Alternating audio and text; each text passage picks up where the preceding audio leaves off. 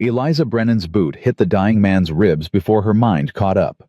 Not a kick, a test. His chest rose, fell, rose again. Around her, the town of Copper Creek stood frozen, 20 good Christian souls watching a father die in the snow while his children screamed. She'd buried 5 babies with these same hands, buried her husband alone. She'd be damned if she buried this man too. Not while his kids were watching. Not today. Before we begin, subscribe and follow this story to the end. Comment your city so I can see how far our story travels. Tau, December 1877. Copper Creek, Montana Territory. The snow fell silent that morning. The kind of cold that turned spit to ice before it hit the ground. Eliza Brennan stepped out of Marsh's general store receipt for timber nails crumpled in her fist. The town square was empty. Good. She'd timed it that way. Get in, get supplies, get out before the Sunday church crowd started their judging. Then she heard the scream. A child's scream. The kind that turns your blood. She dropped the nails. They scattered across the frozen boardwalk. Across Main Street, 2 small figures knelt in the snow. The boy shook a man's shoulder. The girl couldn't be more than 6, screamed for her papa. Eliza's boots hit the street before the last nail stopped rolling. The man lay face down in the mud where the snow had melted to brown slush. She knew him. Owen Hartley, the rancher who lived 4 miles south. Widower, 2 kids, worked himself like a dog since his wife died. A crowd formed, but they stood back, safe distance, watching. "Someone help him," Mrs. Brennan from the general store called. She didn't move. "Ain't proper," someone muttered. "Widow woman touching a man." Eliza dropped to her knees. Her skirt hit the icy mud. She pressed 2 fingers to Owen Hartley's throat. Pulse thread thin, skin burning hot despite the cold. "You." She pointed at the blacksmith. "My wagon. Now." He looked at the others. "I said now." Her voice cracked like a whip. He moved. She looked at the boy. Maybe 9 years old, eyes too old for his face. "What's your name?" "Jamie." His voice shook. "Is my papa?" "Not if I can help it, son." The little girl grabbed Eliza's sleeve. "Don't let papa die. Please don't let him die." Eliza met those eyes. Saw herself at 6 years old. Saw every loss she'd ever known. "I won't, child." The blacksmith brought the wagon. Eliza and he lifted Owen Hartley. His body was dead weight, fever hot. They laid him in the wagon bed. The children climbed in without being told. Jamie cradled his father's head. Lily pressed against her brother. Eliza gathered the reins. A man stepped forward. Tall. Black suit despite the mud. Cyrus Wolfe. Owned the bank, the store, half the town. "Mrs. Brennan." His voice was smooth. Cold. "Taking a man to your cabin. Unescorted. That's... a man's dying. Highly irregular. So is standing here talking while he does it." She snapped the reins, hard. The wagon lurched forward. Behind her the crowd murmured. She caught fragments. "Always been too wild. Husband's barely cold in the ground. What kind of woman?" Eliza didn't look back. She drove. The wagon wheels carved tracks through fresh snow. Behind her, Jamie Hartley whispered to his sister. Lily sobbed into his coat. 4 miles had never felt so long. Act T2. The Trap, 800 to 1800. Words, Owen Hartley woke to walls he didn't know. His head pounded. Every muscle screamed. Where was he? Then he heard it. Laughter. A child's laughter. Jamie's laughter. When was the last time he tried to sit up? The room spun. His stomach lurched. "Easy." A woman's voice. Not gentle. Firm. Eliza Brennan appeared beside the bed. She pressed a hand to his shoulder. Pushed him back down. Not rough, not kind, just practical. "You collapsed in town 3 hours ago. Fever's at 103. You've been awake 17 seconds, and you're already trying to get up. Lie down. My children are fine. Jamie's stirring stew. Lily's making dolls from corn husks. Both fed. Both warm. Both stopped crying about 10 minutes after we got here. Owen turned his head. Through the doorway he saw them. Jamie at the stove, wooden spoon in hand, face serious with concentration. Lily at the table humming while she twisted corn husks into shapes. Content. Safe. When was the last time they'd looked like that? I need to... He tried to sit again. Eliza pushed him back, harder this time. You need to drink this and shut up. She shoved a tin cup at him. He took it. The liquid inside was dark, bitter-smelling. What is it? Willow bark.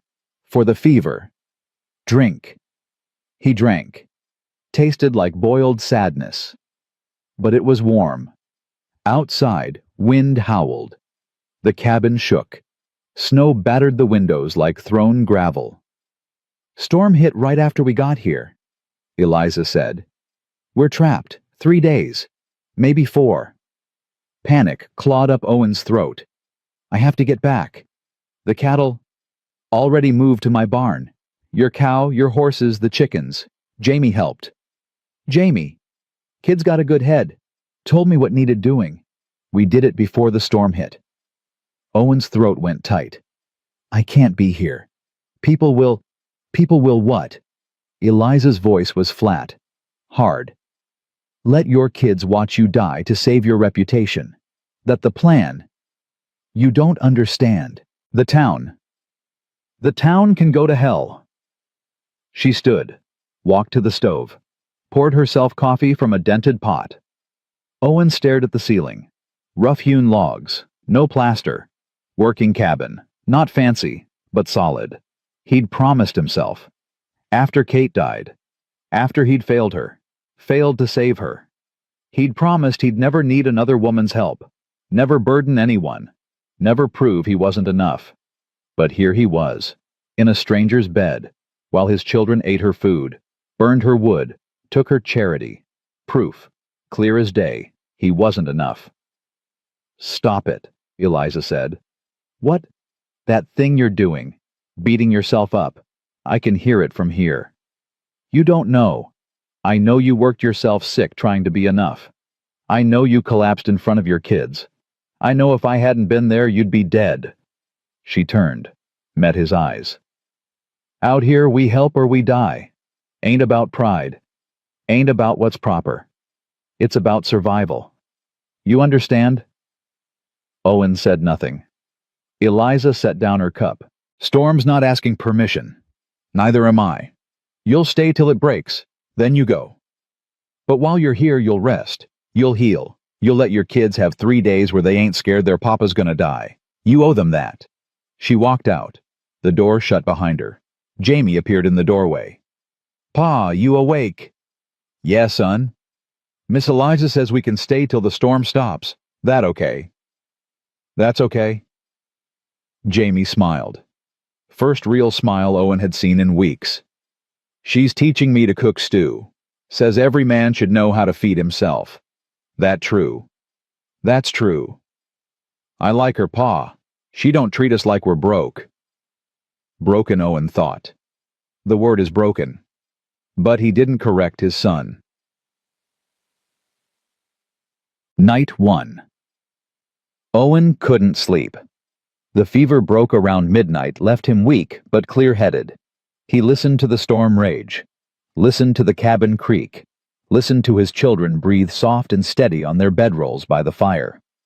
Through the crack in the door, he watched Eliza. She was outside. He could see her through the window splitting wood in the barn by lantern light. Snow blew sideways. She didn't stop, just kept swinging the axe, steady, tireless. Her hands were scarred. He could see that even from here. Years of hard work carved into her skin. Lily whispered from her bedroll. Pa. Yeah, baby. Is Miss Eliza gonna be our new mama? Owen's chest went tight. No, sweetheart. Why not? Because we're just borrowing her kindness. When the storm stops, we go home. I don't want to go home. Lily's voice was small. She braided my hair, Pa, just like Mama used to. And she didn't cry. Everybody else who tries to help us cries. Owen closed his eyes. Kate's voice echoed, her last words, whispered through blood-soaked sheets. Promise me you'll find them a mother. Someone kind. Someone who'll love them. He'd promised. But every woman Mrs. Brennan introduced him to looked at his kids like wounded animals. Pitied them. Pitied him. Eliza Brennan didn't pity anyone. Go to sleep, Lily. Okay, Pa. I like it here. It's warm. Jamie's voice came soft from his bedroll. Me too. Owen lay awake long after his children slept, watched Eliza through the window, watched her work, wondered what kind of woman chose to live alone in a cabin 4 miles from town. What kind of woman ran toward dying men instead of away? What kind of woman didn't cry? Day 2. The storm didn't break. It got worse. Owen woke to Jamie shaking his shoulder. Pa, the cow's in labor. He sat up too fast, his head spun. Where's Miss Eliza? Already in the barn. Owen pulled on his boots, grabbed his coat, stumbled outside into wind that tried to knock him down. The barn was warm compared to outside. The pregnant cow lay on her side in the straw, breathing hard. Eliza knelt beside her, hands on the cow's belly. Calf's breech, she said. Didn't look at Owen. Gonna lose them both if we don't turn it. Can you... Done it before. She rolled up her sleeves. Hold her head. Keep her calm. They worked by lantern light. Owen held the cow's head, murmured to her. Eliza's hands disappeared inside, feeling for the calf's position. Sweat ran down her face despite the cold. The cow bellowed. Easy, girl, Owen whispered. Easy now. An hour passed, then another. Eliza's arms shook. Her face was pale, but she didn't stop. Got it, she finally said. Here it comes. The calf emerged in a rush of fluid and membrane. Eliza cleared its nose, rubbed it hard with straw. Nothing. She rubbed harder. Come on, damn you. The calf gasped, coughed, breathed. The cow struggled to her feet, nuzzled her baby. The calf's legs wobbled. It stood. Eliza sat back in the straw. Her hands shook. Owen handed her a rag. She wiped her face, didn't look at him. You saved them, he said. Did my job. Most people don't know how. I'm not most people. She stood, walked to the barn door, stood there staring out at the storm. Her shoulders were tight. Her hands clenched at her sides. Eliza. Don't. Don't what? Don't ask, don't push. Just let it be. But Owen saw it, saw the tears on her face before she turned away. Saw them and didn't understand why saving a calf would make a woman cry. He didn't know yet. Didn't know about the 5 babies. The 5 times she'd held silent children. The 5 tiny graves behind the cabin. He'd learn, but not today. Today, they stood in the barn while snow buried the world outside. Stood with a newborn calf between them, alive because of her. Thank you, Owen said. Eliza didn't answer, just walked back into the storm. Day 3. The storm broke at dawn. Pale sunlight filtered through windows. The world outside was white, silent, new. Owen stood testing his legs, weak but steady. The fever was gone. We should go, he said. Eliza nodded. She packed food for them, bundled the children in extra blankets, moved efficient, professional, like a woman used to people leaving. Jamie hugged her, quick, awkward. Thank you, Miss Eliza. You're welcome, son. Lily grabbed Eliza's hand. Will we see you again? Eliza's face softened, just for a second. Reckon you will, child. Owen lifted Lily into the wagon, looked back at Eliza standing on the porch. Wanted to say something, didn't know what. I'll be back, he finally said. To repay you. Don't owe me nothing. I do. Then don't die of pride. That's repayment enough. He drove away. Didn't look back. Couldn't. Behind him, Jamie whispered to Lily, "I liked it there." "Me too." Owen said nothing. Just drove.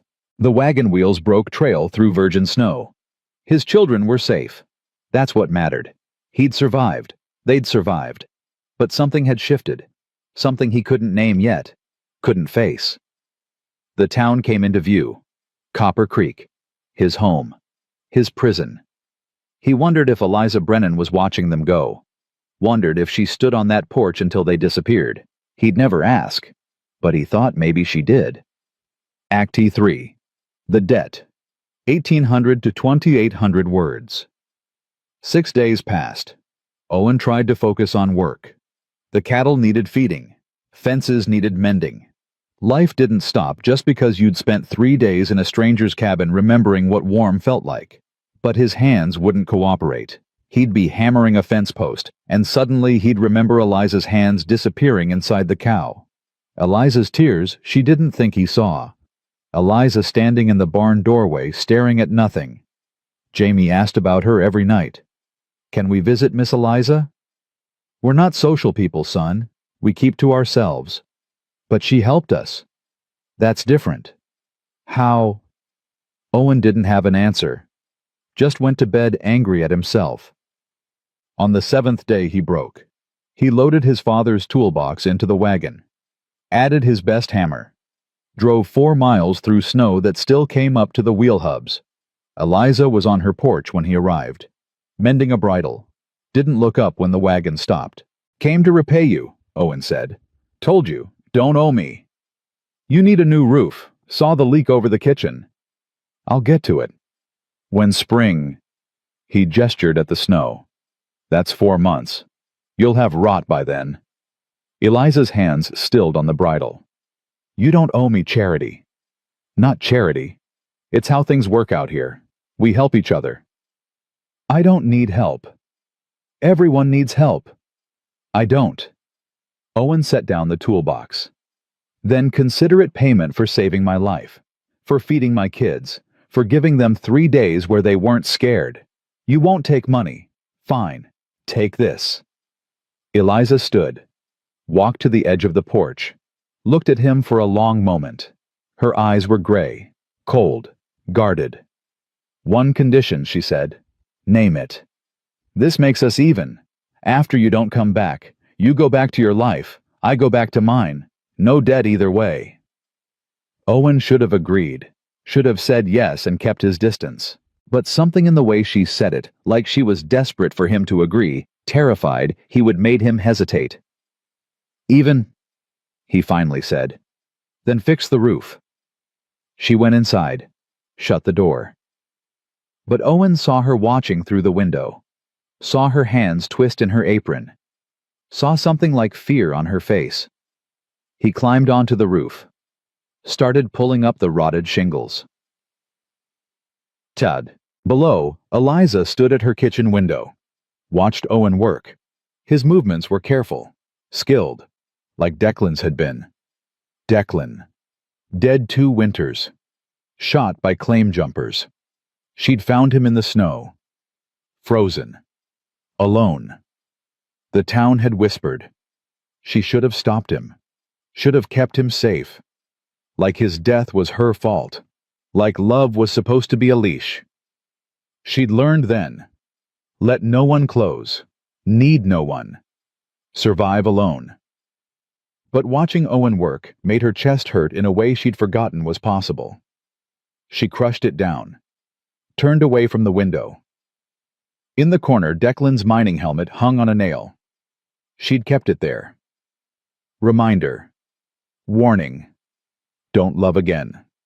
Don't risk it. Don't survive losing someone else. Outside hammer blows echoed steady as a heartbeat.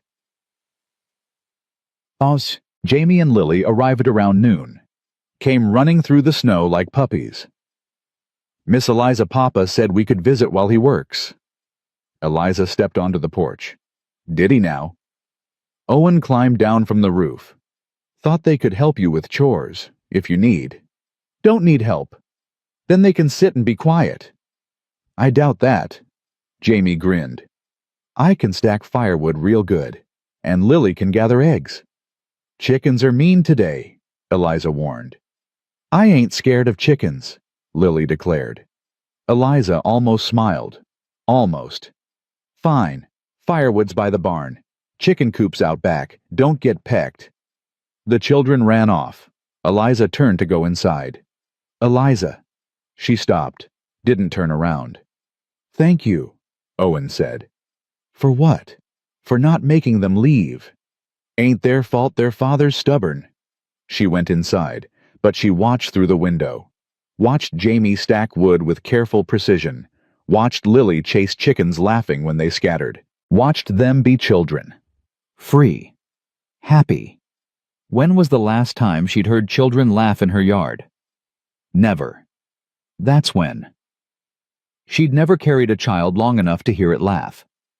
She turned away from the window, went to her bedroom, pulled a small wooden box from under the bed.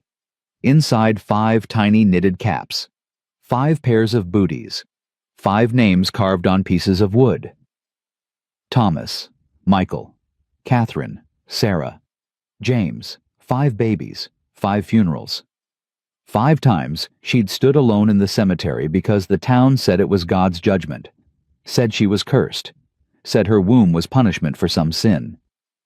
She closed the box, shoved it back under the bed. Outside, Jamie laughed. Lily squealed. Eliza pressed her forehead against the bedroom wall, closed her eyes. Don't get attached. They're not yours. They'll leave. Everyone leaves. Owen worked till sunset, got half the roof replaced. It was good work, solid, would last years. As he climbed down, Eliza stepped onto the porch. Supper's ready, if you're staying. We should get back. I made extra. Waste to throw it out. She went inside. Owen looked at his kids. They looked back with hopeful eyes. Please, Pa, Jamie asked. Owen sighed. 1 meal, then we go. They followed her inside. The cabin was warm. Stew bubbled on the stove. Fresh bread sat on the table. Nothing fancy. But it smelled like home. They ate. Eliza didn't talk much, but she listened. Jamie told her about school. Lily told her about the cat that hung around their barn. Owen said nothing, just watched. Watched how Eliza cut Lily's meat without being asked. Watched how she refilled Jamie's bowl before he could ask. Watched how she moved around her cabin like a woman used to doing everything herself. After supper, Lily brought out her cornhusk dolls. Miss Eliza, can you teach me to make hair for them? It's getting late, Owen started. I can show her quick, Eliza said. She sat at the table. Lily climbed into the chair beside her. Eliza's hands moved fast, precise, braiding corn silk into doll hair. Like this. See? You make it look easy. Practice, that's all. Lily worked on her doll, tongue between her teeth, concentrating. Owen watched, felt something crack open in his chest, something he'd kept locked tight since Kate died. Jamie leaned against him, whispered, She's good with Lily, Pa. Yeah, son, she is. Mama would have liked her, I think. Owen's throat closed. Yeah, I think she would have. They left when full dark came. Eliza walked them to the wagon. The night was cold, clear. Stars burned overhead like ice chips. Thank you for supper, Owen said. Told you, I made extra. I'll be back in a few days, finish the roof. Eliza's face closed. Thought we were even. Roof's not done. I'll finish it. You'll fall and break your neck. Then I'll die doing my own work. Better than owing. Owen looked at her. Saw the fear behind the pride. The walls she'd built brick by brick. I'm coming back, Eliza. Not because you owe me, because I owe you, and I pay my debts. He drove away before she could argue. Behind him, Lily said, I like Miss Eliza, Pa. I know, baby. Do you like her? Owen didn't answer, but the silence said enough. Act 4. The Judgment. 2,800 to 3,800 words. Owen came back 3 days later, and 3 days after that, and 3 days after that. Each time he worked. Fixed the roof, mended fences, repaired the sagging barn door, split firewood till the pile was 10 feet high. Each time Eliza fed him, fed his kids, let them help with chores, let them laugh in her yard, let them fill the silence she'd been living in for 2 years. Each time they both pretended this was about debt, about payment, about anything except the truth neither would name. It was late March when Sunday came again. Owen stood outside the Methodist church. Jamie and Lily beside him in their Sunday clothes. Through the open door, he saw the congregation. Saw them sitting in their usual seats. Families together, respectable, proper. And in the back row alone, like always, Eliza Brennan. She sat straight-backed, chin high, but the space around her was empty. 3 feet on each side, like she carried plague. Owen's jaw tightened. Come on, kids. They walked up the steps. Mrs. Abigail Marsh, general store owner, town gossip, self-appointed guardian of morality, stepped in front of them. Mr. Hartley, a word. Owen looked at his children. Go inside. I'll be right there. They went. Owen turned to Abigail. That Brennan woman, Abigail said, voice low, urgent. People are talking. People always talk. You've been seen, at her cabin, multiple times, alone. I've been fixing her roof. Mr. Hartley. Abigail touched his arm. I understand loneliness, I do. But that woman, she's not appropriate for a man with children. She's too hard, too independent, too what? Set in her ways. You need a proper wife, someone soft, someone motherly. She smiled. Her teeth were white. Perfect. I've written to a widow in Denver. Lovely woman, educated, excellent with children. She arrives on the afternoon train next week. Owen's blood went cold. You did what? I'm helping you, dear man. Can't you see you need guidance? Your children need a proper mother. And Mrs. Brennan, well, everyone knows she's cursed. 5 dead babies, husband shot. Some women just attract tragedy. Owen stepped back, away from her hand, away from her smile. Don't write that widow again, he said, voice flat, cold. Don't speak about Eliza Brennan that way. Don't presume to know what my children need. Abigail's smile faltered. Mr. Hartley, we're done here. He walked inside. The church was full. Reverend Morrison stood at the pulpit, Bible open. The congregation settled into seats. Owen walked down the center aisle, past the respectable families, past Cyrus Wolfe in his black suit, past the miners and ranchers and shopkeepers. He reached the back row, reached Eliza. She looked up, eyes wide, surprised, scared. This seat taken, ma'am. Eliza's hands twisted in her lap. Been empty 2 years, Mr. Hartley. Then I reckon it's mine if you'll have me. He sat, the pew creaked. Around them the church went silent, complete silence, the kind that drowns. Jamie and Lily scrambled from their seats 3 rows up, squeezed into the pew. Lily grabbed Eliza's hand. Can I sit with you, Miss Eliza? Eliza looked at the little girl, at Owen, at the entire church staring at them. Yeah, child, she whispered. You can sit with me. Reverend Morrison started his sermon. His text was loving thy neighbor, judging not.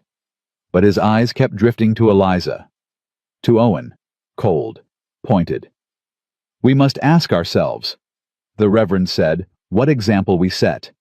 In our choices, in our associations, in who we allow into our lives and the lives of our children. Murmurs rippled through the congregation. Some claim charity, the Reverend continued, claim Christian duty, but true charity must be proper, must be decent, must not cause others to stumble. Owen felt Eliza stiffen beside him, felt her preparing to leave, to stand and walk out and never come back. He reached over, took her hand. She froze.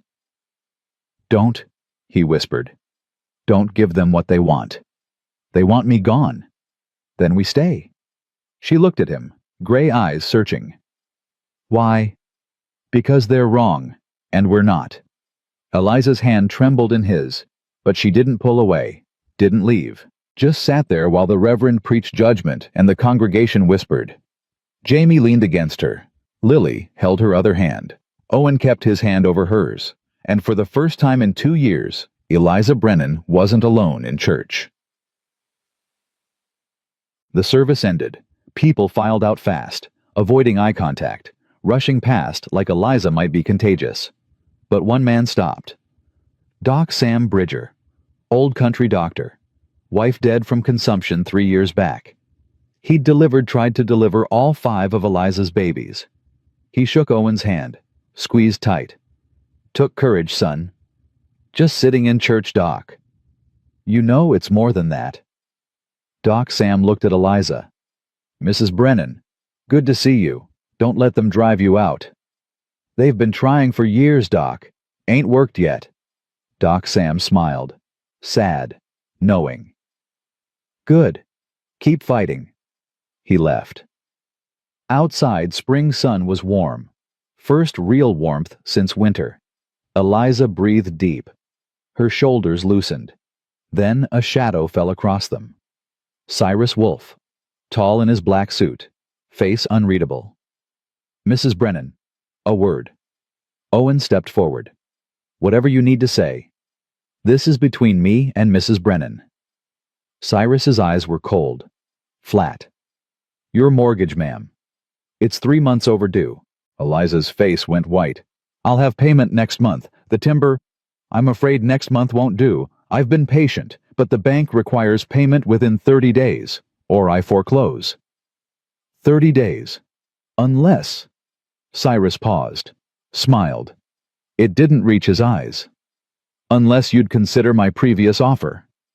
Owen looked between them. "What offer?" Eliza's hands clenched. "Nothing. Marriage, Mr. Hartley. I offered Mrs. Brennan marriage, full debt forgiveness, respectability, security. All she has to do is accept." Owen's blood turned to ice. Cyrus turned to Eliza. "Think carefully, Mrs. Brennan. 30 days. Then your land is mine." He walked away. Owen turned to Eliza. "He proposed 2 weeks ago, before you—" She stopped. "It don't matter." "The hell it doesn't. He's extorting you. He's within his legal right." "Eliza, don't." Her voice cracked. "Just don't." Jamie tugged Owen's sleeve. "Pa." "What's happening?" Owen knelt. "Nothing you need to worry about, son." But Lily looked at Eliza, at the tears Eliza was fighting. "Why is Mr. Wolfe so mean?" Eliza touched Lily's hair. "Because some men don't know how to be anything else, sweetheart." They drove Eliza home. The ride was silent. When they reached her cabin, she climbed down fast. "Thank you for the ride." "Eliza, wait." "I said thank you." She walked inside, shut the door. Owen heard the bolt slide home. Jamie looked up at him. "We're gonna help her, right, Pa?" Owen stared at the closed door. At the cabin that would be taken from her in 30 days. At the woman who'd saved his life and asked for nothing in return. "Yeah, son, we're gonna help her." "How?" Owen didn't know yet, but he'd find a way. He had to. Act 5. The breaking 3,800 5,000 words. That night, Owen couldn't sleep. He lay in bed staring at the ceiling, thinking. 30 days. Eliza had 30 days. He could offer to pay her mortgage, but she'd refuse. Pride wouldn't let her take charity. He could offer collateral, put up his ranch as guarantee, but that would ruin him if she couldn't pay. His kids would suffer.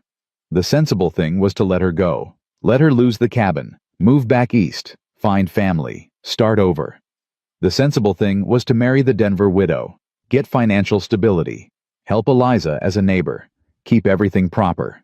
The sensible thing was breaking his heart. Midnight. Someone pounded on his door. Owen grabbed his rifle, opened the door. Eliza stood there, snow in her hair, eyes wild. "It's the mayor. Your mayor. She's foaling. Breach. I need help." Owen didn't ask questions, grabbed his coat, followed her to her barn.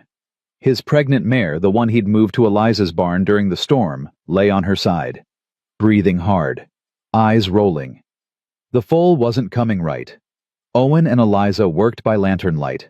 Her hands went inside the mare, feeling, searching, face set in concentration.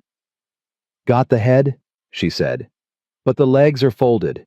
Need to straighten them." Sweat ran down her face. The mare screamed, kicked, nearly caught Eliza in the ribs. "Hold her," Eliza said. Owen grabbed the mare's head, held her down, whispered to her. "Easy, girl, easy. Let her help you." An hour passed. 2.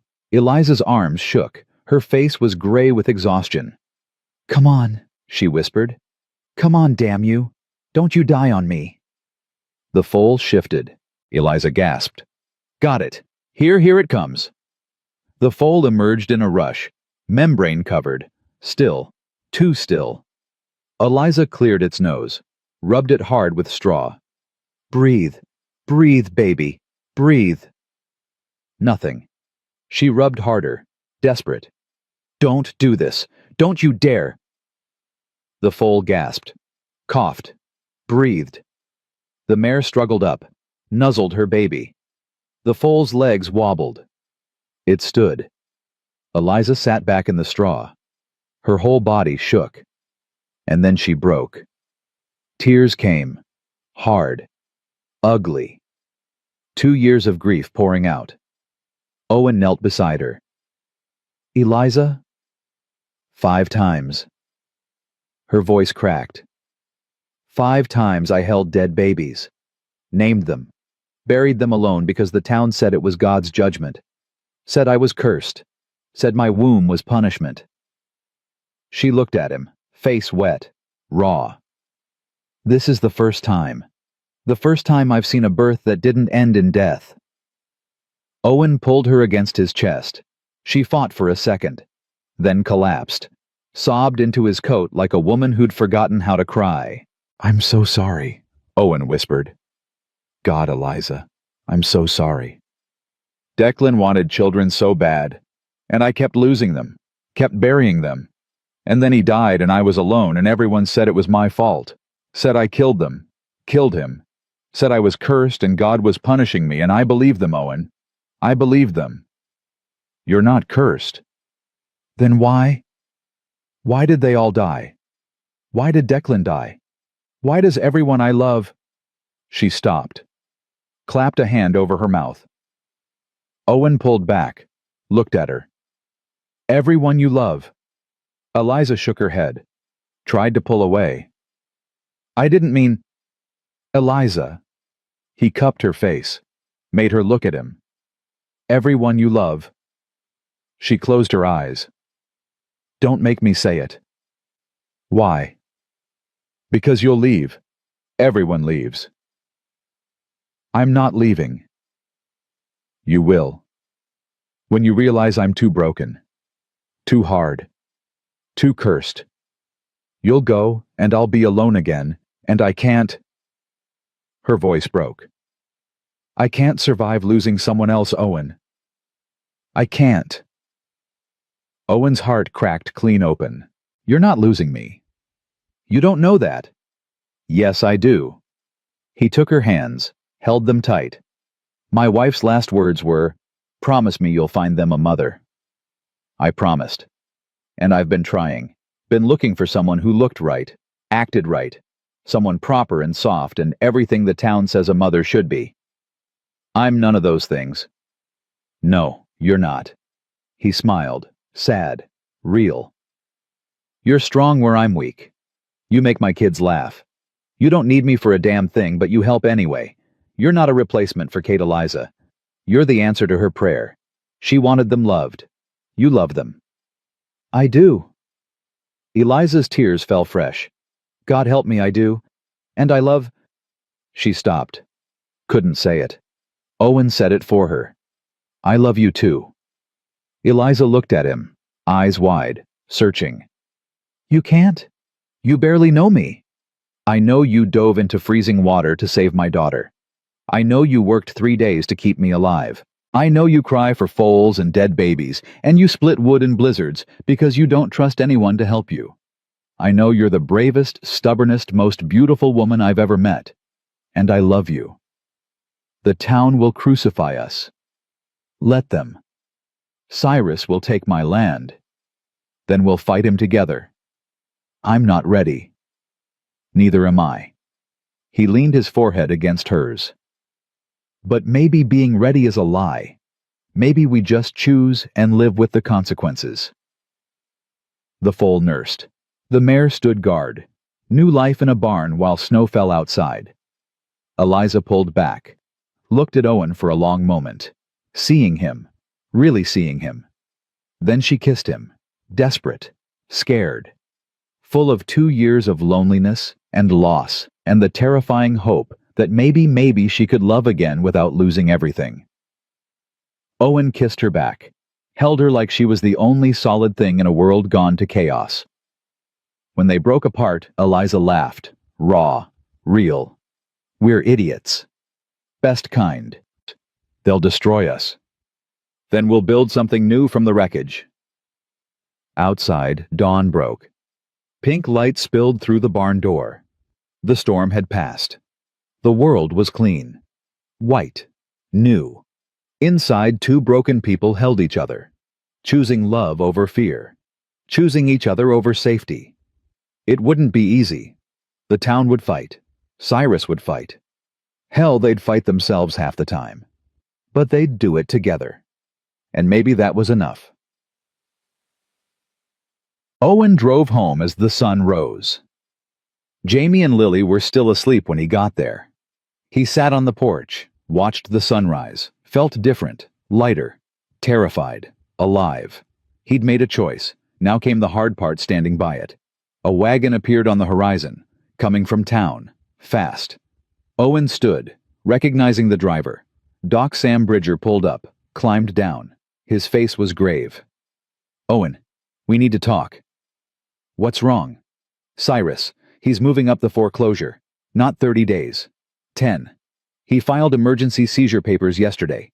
Claims Eliza's property is abandoned, not being maintained. He's got the judge's signature. Owen's blood ran cold. 10 days. I tried to stop him, but he's got leverage, owns half the town council. Doc Sam paused. There's more. He found out about you being at her cabin, multiple times, alone. He's using it, saying she's running a house of ill repute, that your children are being exposed to. That's a lie. I know. But the town council doesn't care about truth. They care about propriety, and Cyrus knows how to use that. Owen sat down hard on the porch steps. 10 days. Eliza had 10 days. What can I do? Doc Sam looked at him for a long moment. Marry her. What? Marry her, today. Make it legal and proper. Then Cyrus can't use scandal as leverage. Her debt becomes your debt. You can negotiate. Buy time. She won't agree. Her pride. Then you better figure out how to convince her, because in 10 days she loses everything. And Cyrus Wolfe gets exactly what he wants Eliza Brennan with, nowhere else to go. Doc Sam climbed back into his wagon. I'll stall Cyrus as long as I can, but you're running out of time, son. Make your choice, and make it fast. He drove away. Owen sat on his porch, watched the sunrise, thought about Eliza's face when she'd said, I can't survive losing someone else. 10 days wasn't enough time to heal 2 years of grief. Wasn't enough time to convince her that love was worth the risk. But it was all they had. He stood, walked inside, woke his kids. Get dressed. We're going to Miss Eliza's. Why? Jamie asked. Sleep blurred. Because we're going to ask her a question. And pray she says yes. Eliza was splitting wood when she saw the wagon coming. 3 figures. Owen and his kids. Sun barely up, and here they came, like the devil was chasing them. She set down the axe, wiped her hands on her apron. Her heart kicked against her ribs. Last night in the barn, the kiss, the confession, the terrifying admission that she loved him, felt like a fever dream in daylight. Owen pulled up, climbed down. His face was set, determined, scared. We need to talk. About last night. Cyrus moved up the foreclosure. 10 days, Eliza. Not 30. 10. The world tilted. He can't. He filed emergency seizure. Claims your property's abandoned. Not maintained. He's got the judge's signature. Eliza's legs went weak. She sat down hard on the porch step. 10 days. In 10 days, she'd have nothing. Nowhere to go. Owen knelt in front of her, took her hands. Marry me. She looked at him, at his face, at the fear and hope mixed there. What? Marry me. Today. Make it legal. Then Cyrus can't use scandal, can't claim impropriety. Your debt becomes mine. We can fight him together. Owen. I know it's fast. I know you're scared. Hell, I'm terrified. But we're out of time. Jamie stepped forward. Please, Miss Eliza. We don't want you to go. Lily grabbed her hand. Marry Papa. Then you can live with us forever. Eliza looked at the children, at their faces, at the hope there, the love. I can't ask you to ruin yourself for me, she said to Owen. If I can't pay, if the timber money doesn't come through, you'll lose your ranch. Your kids will suffer. Then we'll all suffer together, better than you suffering alone. That's not... Eliza. His voice was firm. I'm not asking you to let me save you. I'm asking you to save me, to save all of us. Because a family that fights together has a chance. A person fighting alone has none. She closed her eyes, felt tears coming. You don't love me. Not really. You think you do, but... Don't tell me what I feel. Owen's voice was gentle, hard. I've buried a wife, raised 2 kids alone, worked myself half to death trying to be enough, and I wasn't. Not until you. You make me better. Make my kids better. And if loving you is a mistake, then I'll make it gladly. The town will crucify us. Let them. Cyrus will fight dirty. So will we. Eliza looked at him. At this gentle, stubborn, broken man offering her everything he had. Offering her a choice, hide and lose or fight and maybe win. She thought about Declan's grave. About standing there alone for 2 years. About the 5 tiny graves behind the cabin. About all the death she'd survived. Maybe it was time to choose life. Okay, she whispered. Owen's eyes widened. Okay. Okay. I'll marry you. Today. Right now. Before I lose my nerve. Jamie whooped. Lily threw her arms around Eliza's waist. Owen pulled her up, kissed her hard, desperate, relieved. We'll go to Doc Sam's, Owen said.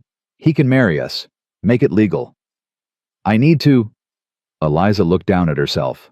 Work dress, mud on her boots, hair cropped short and uncombed. I look like hell. You look perfect. Owen touched her face.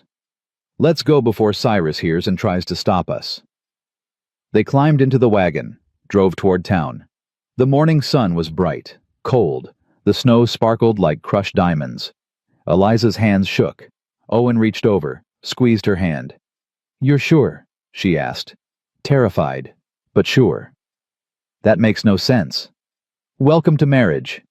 Despite everything, the fear, the deadline, the disaster looming, Eliza laughed.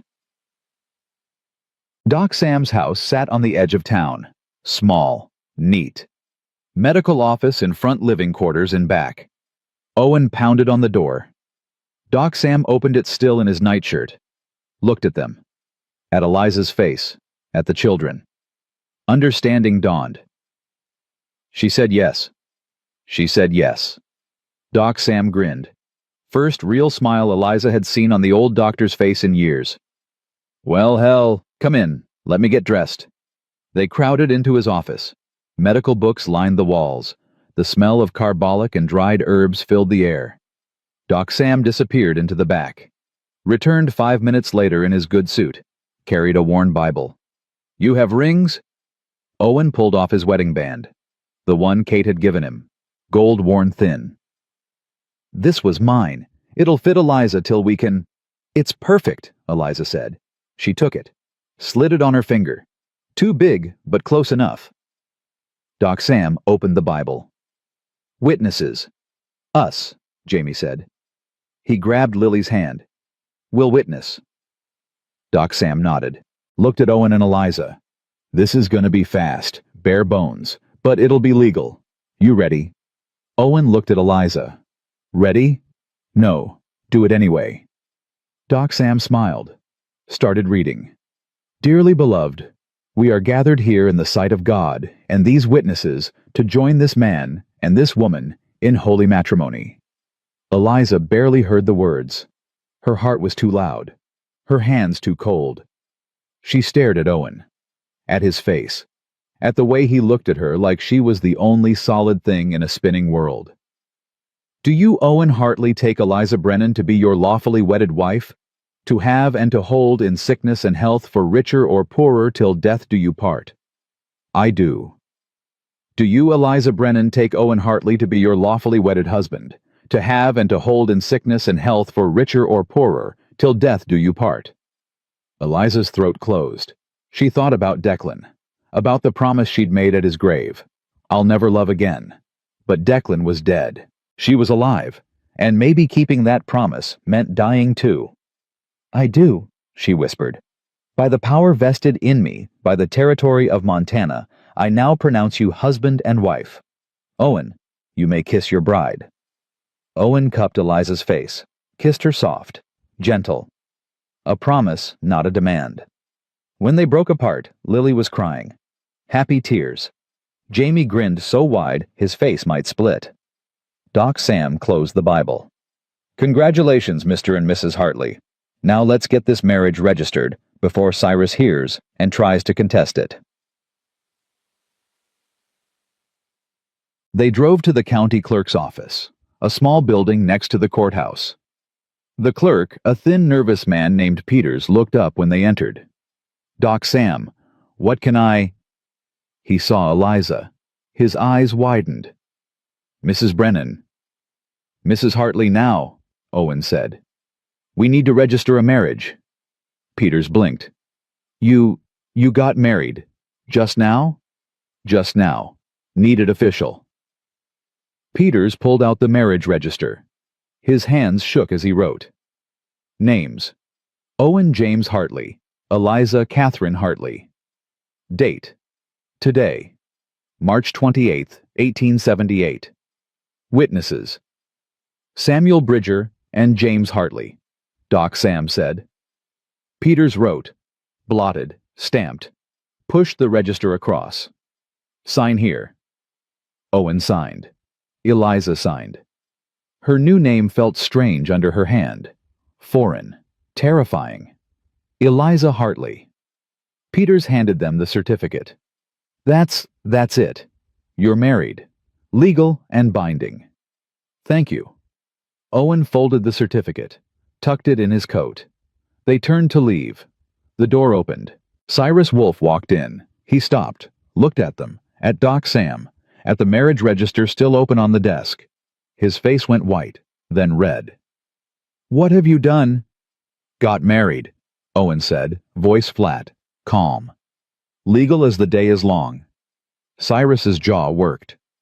This is fraud. Conspiracy. She married you to avoid debt. That's illegal." "She married me because I asked and she said yes. Debt's got nothing to do with it." "The hell it doesn't." Cyrus stepped forward. "You think this changes anything she still owes, and now you owe. I'll take your ranch, Hartley. I'll take everything you have." "You can try." "I'll do more than try." Cyrus looked at Eliza. His eyes were cold, hurt, angry. "I offered you everything. Respect, security, a place in this town, And you chose him, a broken-down rancher with 2 brats and a failing herd. Eliza stepped forward. I chose love, Mr. Wolf, something you wouldn't recognize if it spit in your face. Cyrus's hand shot out, grabbed her arm, hard. Owen moved fast, shoved Cyrus back, hard enough to make him stumble. Touch my wife again, and we'll have a different conversation. Cyrus straightened his coat. His face was a mask, cold, controlled. 10 days, Hartley. Then I foreclose, and there's not a thing you can do about it. He walked out. The office was silent. Peters, the clerk, looked terrified. I just registered. You did your job, Doc Sam said. No one blames you. They left. Outside, the morning sun was bright. The street was filling with people. Word would spread fast. Eliza Brennan married Owen Hartley. Scandal, gossip, judgment. Let it come. Owen helped Eliza into the wagon. His hands were gentle. You okay? No, but I will be. They drove home, to Owen's ranch, not her cabin. That was the agreement. She'd move in with him, combine households, face whatever came as a family. The ranch was modest, a main house, a barn corrals for cattle. Everything needed work, paint peeling, fences sagging, but it was solid, built to last. Jamie and Lily ran inside ahead of them. Owen helped Eliza down from the wagon. Welcome home, Mrs. Hartley. Eliza looked at the house, at the home she'd just agreed to share. Feels strange. It'll get stranger before it gets easier. You're full of comfort. I'm full of truth. He squeezed her hand. Come on, let's get you settled. Inside the house was clean but sparse. Men's furniture, no curtains, no softness, just function. Lily grabbed Eliza's hand. You can sleep in Mama's room, with Papa. Is that okay? Eliza's throat closed. That's okay, sweetheart. Lily led her down the hall, opened a door. The room was simple. A bed, a dresser, a window facing east. On the dresser sat a photograph. A woman, young, beautiful, dark hair, soft smile. Kate. Eliza touched the frame. She was lovely. Owen appeared in the doorway, saw what she was looking at. I can put it away, if it bothers you. Don't. Eliza turned. She's their mother, your first wife. She belongs here. You're sure? I'm not replacing her, Owen. She struggled for words. I'm just the next chapter. She gets to stay in the story. Owen crossed to her, pulled her close. How are you this smart? I'm not. I'm terrified and making it up as I go. That's the definition of smart. He kissed her forehead, left her to settle in. Eliza stood alone in the room, in Kate's room, in her room now. She opened the dresser, found it empty. Owen had cleared it, made space. She unpacked her few belongings. 2 dresses, a spare apron, Declan's mining helmet. She set the helmet on the dresser next to Kate's photograph. 2 ghosts, 2 lives, 2 loves that ended in grief. But maybe that was okay. Maybe the dead could coexist with the living. Maybe moving forward didn't mean forgetting. She lay down on the bed. Just for a moment. The mattress was soft, softer than her cabin's. She closed her eyes, slept. Chapai. She woke to voices. Afternoon sun slanted through the window. She'd slept for hours. Eliza sat up. Her head felt thick, her mouth dry. She walked to the kitchen. Owen stood at the stove, cooking something that smelled like burnt beans. Jamie set the table. Lily folded napkins with intense concentration. They looked like a family. Almost. You're awake, Owen said. I was going to wake you for lunch, but you looked dead, peaceful. Eliza crossed to the stove, looked at what he was cooking, winced. That's bad. I know. I can't cook worth a damn. Move.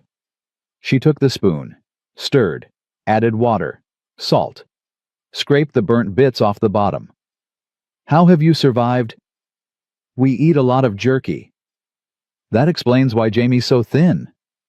She tasted. Still bad but fixable. Get me an onion. And bacon if you have it. Owen found both. Eliza worked. Within 20 minutes, the beans were edible. She fried bacon, made cornbread from the supplies in the pantry. They sat down to eat. The first meal as a family. Jamie shoveled food in like he was starving. Lily ate slow, watching Eliza with wide eyes. "This is good, Mama Eliza," Lily said. Eliza froze, spoon halfway to her mouth. "What did you call me?" Lily's face crumpled. "I'm sorry. I didn't mean should I not—" "No." Eliza's eyes filled. "No, sweetheart. You can call me that. If you want." "Really? Really?" Lily beamed. Went back to eating. Across the table, Owen watched Eliza. His face was soft, grateful, scared. They were married. They were a family. And they had 9 days left to figure out how to survive. That night, after the kids were in bed, Owen and Eliza sat at the kitchen table. Papers spread between them. Mortgage documents, bank statements, letters from creditors. "How bad is it?" Eliza asked. "Bad. Your cabin's mortgaged for $800. I've got $500 in savings. We need $300 more. The timber money won't come for 6 weeks. Too late." Eliza pressed her hands to her face. "So, we're ruined." "Not yet." Owen pulled out another paper. "My ranch is worth about $2,000. I can use it as collateral. Negotiate a payment plan with Cyrus." "He won't negotiate. He wants me gone." "Then we go over his head. There's a territorial judge who comes through in 2 weeks. We can appeal, show the marriage is legitimate, show we're trying to pay, ask for an extension." 2 weeks is past the deadline. So we stall. Make Cyrus wait for the judge. "How?" Owen smiled, grim. "Doc Sam knows things. Things about Cyrus. Things Cyrus wouldn't want public." Eliza looked at him. "You're talking about blackmail." "I'm talking about leverage." "That's the same thing." "Then yes. I'm talking about blackmail." Owen leaned forward. "I will do whatever it takes to keep you safe. To keep this family together. If that makes me a bad man, fine. I'll be a bad man." Eliza reached across the table, took his hand. "You're not a bad man. You're a desperate one. There's a difference." "Is there?" "I hope so. Otherwise we're both damned." They sat in silence. The lamp flickered. Outside wind rattled the windows. "I'm scared," Eliza whispered. "Me too." "What if we lose everything? Then we'll start over somewhere else. Montana's big. We'll find land. Build again. With what money? With our hands, our backs. Same way we've always survived." He squeezed her hand. "We're tougher than Cyrus Wolf. Tougher than this town. And we're together. That counts for something." Eliza wanted to believe him. Wanted to believe love was enough. But she'd loved before. Loved Declan. Loved 5 babies who'd never drawn breath. Love hadn't saved any of them. But maybe this time was different. Maybe fighting together changed the odds. Or maybe they'd lose everything, and she'd survive one more loss, one more grave to dig. She pushed the thought away. Stood. "I'm going to bed. I'll be there soon. Just need to finish these numbers." Eliza walked to the bedroom, stood in the doorway, looked at the bed, at Kate's photograph, at Declan's helmet beside it. 2 ghosts watching her climb into bed with a man she'd married out of desperation and chosen out of hope. She undressed, put on her nightgown, slid under the covers. The sheets were cold. She waited.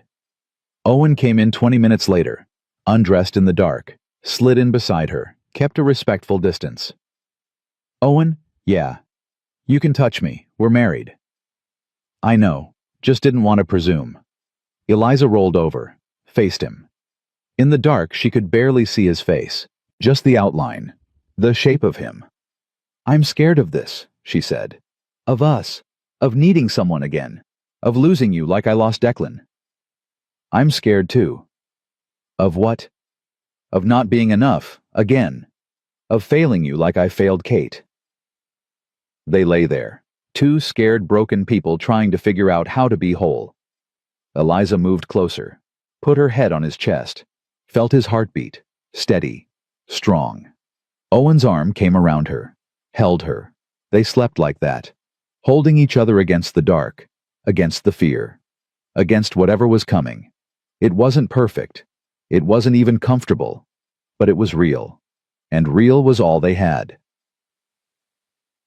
Morning came too soon. Someone was pounding on the door. Owen stumbled out of bed, grabbed his pants. Eliza followed, pulling on her robe. Owen opened the door. Abigail Marsh stood there. Behind her, half the town. Maybe 20 people, all staring, all judging. "Mr. Hartley?" Abigail's voice was cold, formal. "We've come on behalf of the church to discuss your recent marriage." "What about it?" "It's unseemly, rushed. The congregation feels we feel that it sets a poor example for the children." "The children are fine." "Nevertheless." Abigail pushed past him, into the house. The others followed, filled the kitchen like an invading army. Eliza stood frozen in the bedroom doorway. She'd known judgment was coming. But seeing it, seeing their faces, their disgust, was different from imagining it. Reverend Morrison stepped forward. "Mrs. Hartley, is it true you married Mr. Hartley yesterday, without proper courtship, without banns being posted?" "It's true." "And is it true you did so to avoid financial obligation to Mr. Wolfe?" "I did so because Owen asked and I said yes. My reasons are my own." "Your reasons affect this community, affect these children." The Reverend gestured at Jamie and Lily, who'd emerged from their room, scared and confused. What kind of mother rushes into marriage with indecent haste? What lessons does that teach? Owen stepped forward. "That's enough." "It is not enough. This woman, my wife. This woman has a reputation. 5 dead children, a murdered husband. Some say she's cursed. Some say—" Owen moved fast, grabbed the Reverend's shirt, shoved him against the wall. "Get out of my house. Mr. Hartley, get out. All of you. Now." No one moved. Owen's voice dropped, deadly quiet. "I fought in the war, killed men who deserved it less than you do right now. I'm giving you 10 seconds to leave. After that, I stop being polite." The crowd shifted, uncomfortable, scared. Abigail Marsh spoke up. "We're only concerned for the children. The children are fine, better than fine. They have a mother who loves them, a home, a family. That's more than they had 2 days ago. But the scandal is your problem, not mine." Owen released the Reverend, stepped back. "You came into my home, insulted my wife, threatened my family. I want you gone. If you have concerns, take them to the territorial judge when he comes. Until then, stay away from us." The crowd filed out, slow, reluctant, still judging. Abigail was last. She paused at the door. "You're making a mistake, Mr. Hartley. That woman will destroy you. Then I'll be destroyed. But I'll be destroyed with her. Now get out." She left. Owen shut the door, leaned against it. His hands shook. Eliza crossed to him, wrapped her arms around him. He buried his face in her hair. "I'm sorry," he whispered. "I'm so sorry they said those things. It's not your fault. I should have protected you better. You did protect me. You threw them out." Jamie and Lily appeared, both crying. Owen knelt, pulled them close. "It's okay. We're okay. They said mean things about Mama Eliza." Lily sobbed. "I know, baby. People say mean things when they're scared." "Scared of what?" "Of things they don't understand, of people who don't fit their rules. But we don't have to play by their rules. We make our own." Jamie wiped his eyes. "Are we going to be okay, Pa?" Owen looked at Eliza. She looked back. Neither of them knew the answer. But they couldn't say that to the kids. "We're going to fight," Owen said. "And fighting's all we can do. But we'll do it together, all 4 of us. Okay." "Okay, Pa." They spent the rest of the morning trying to pretend everything was normal. Eliza made breakfast. Owen worked on fences, The kids did chores. But the fear hung in the air like smoke. Choking. Inescapable. That afternoon, a wagon arrived. Eliza looked out the window, saw a woman she didn't know. Young, pretty, well-dressed. Beside the wagon stood Cyrus Wolfe, smiling. Owen came out of the barn, saw them. His face went pale. Eliza walked outside, stood beside him. The woman climbed down from the wagon, extended her hand. "Mr. Hartley, I'm Margaret Ashford, from Denver. Mrs. Marsh wrote to me about—" She stopped. Saw Eliza. Saw the way Owen stood close to her. Understanding dawned. "Oh, I see. She didn't mention you were—" "Married," Owen said. "Yesterday." Margaret's face fell. "I see. Then I've traveled all this way for nothing. I'm sorry. I didn't know Abigail had—" "It's not your fault." Margaret climbed back into the wagon. "I hope you'll be happy, Mr. Hartley. Both of you." She drove away. Cyrus stayed. Watching. His smile was cold. "Well played, Hartley. Marry her to avoid scandal. Clever, but it doesn't change the debt. 9 days. Then I take everything." He walked away. Owen turned to Eliza. "He brought her here to humiliate us. To show the town—" "I know what he was doing." Eliza's voice was flat, tired. "And it worked. Everyone saw. Everyone knows you were supposed to marry her. That you married me out of desperation." "That's not, isn't it?" She looked at him. "Be honest, Owen. If I didn't have the mortgage problem, would you have married me yesterday? Would you have rushed it?" Owen opened his mouth, closed it. "I don't know. Maybe not yesterday, but eventually. Yes." "Eventually's not the same as yesterday." "No, it's not.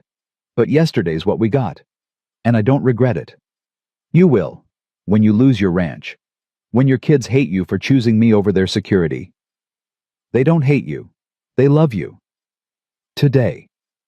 What about tomorrow, next week, when we're homeless and desperate and it's all my fault?"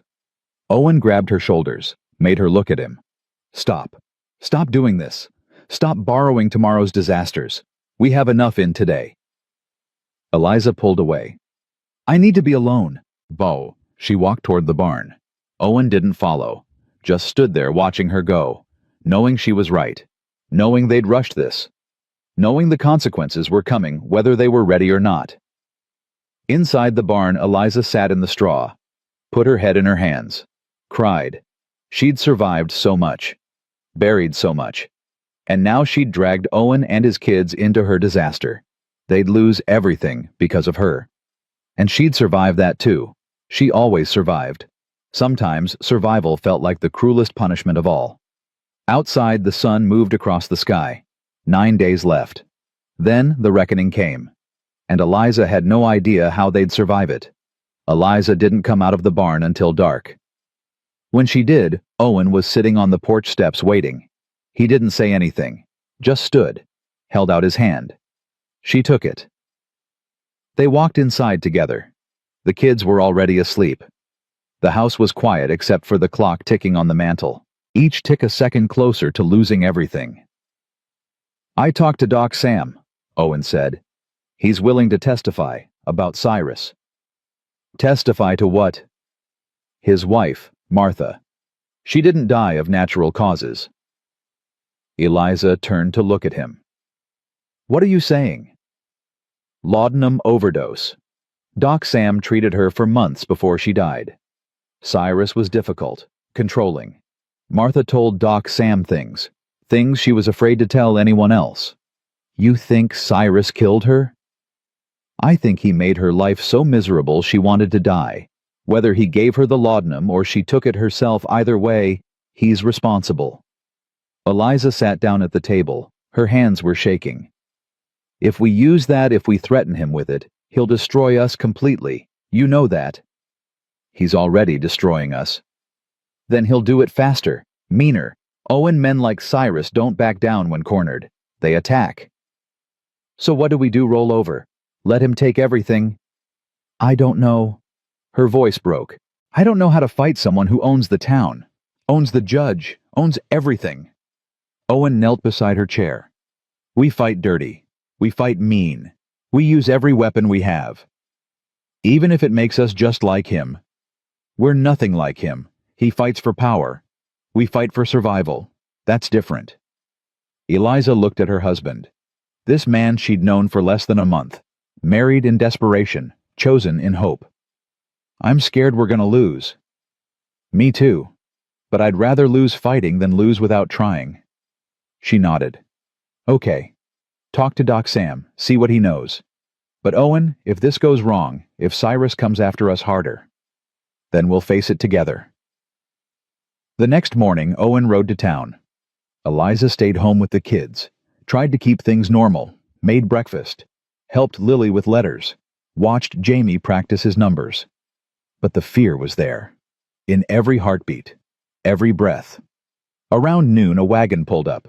Eliza looked out the window, expected Cyrus, expected the church mob.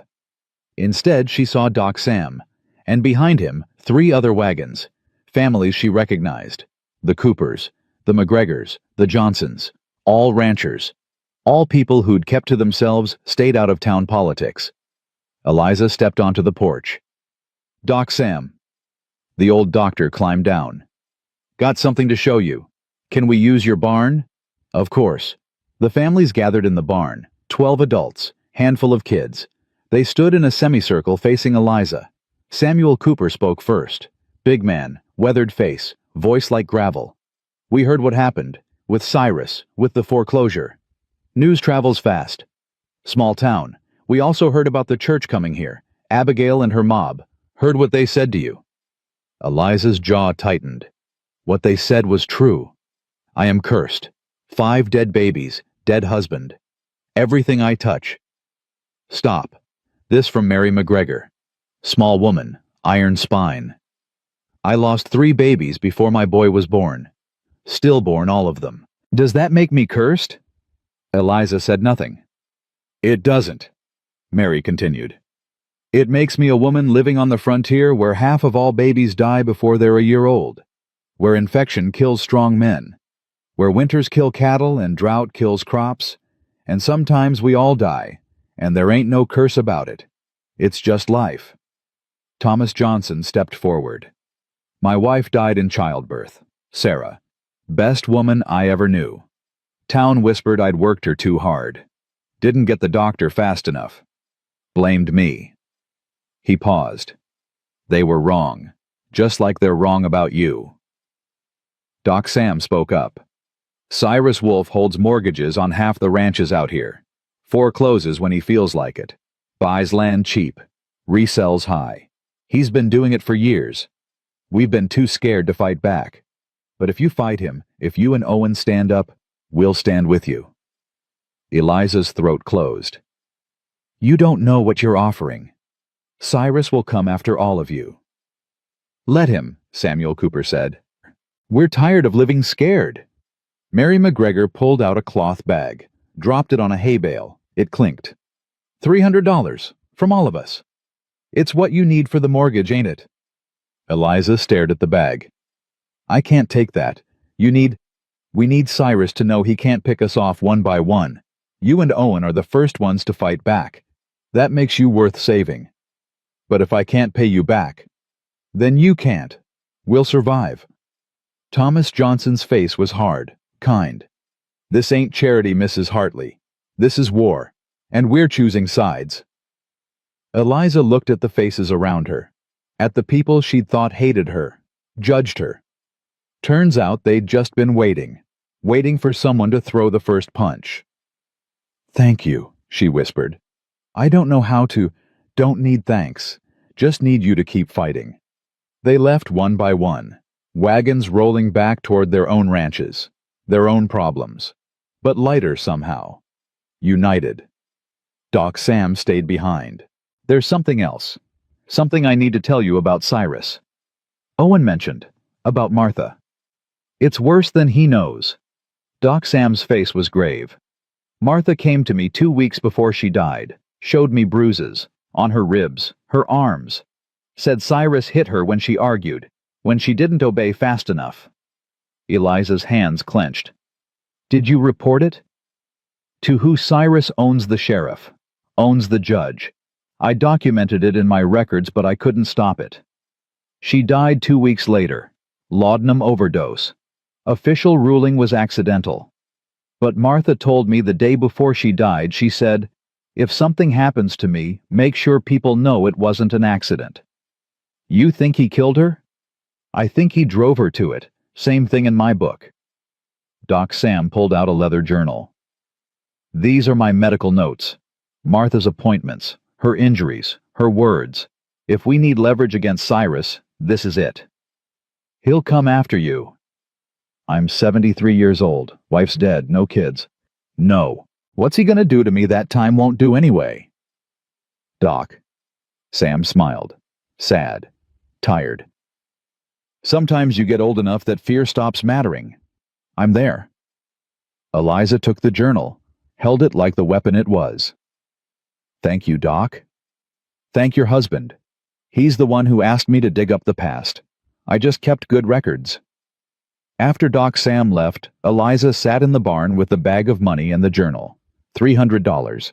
Proof of abuse. 2 weapons that might save them or might get them all killed. Owen came home at sunset, saw the bag, saw the journal, saw Eliza's face. They came, Samuel Cooper, Mary McGregor, all of them, gave us the money. Owen sat down hard on a hay bale. I can't believe. They're tired of Cyrus.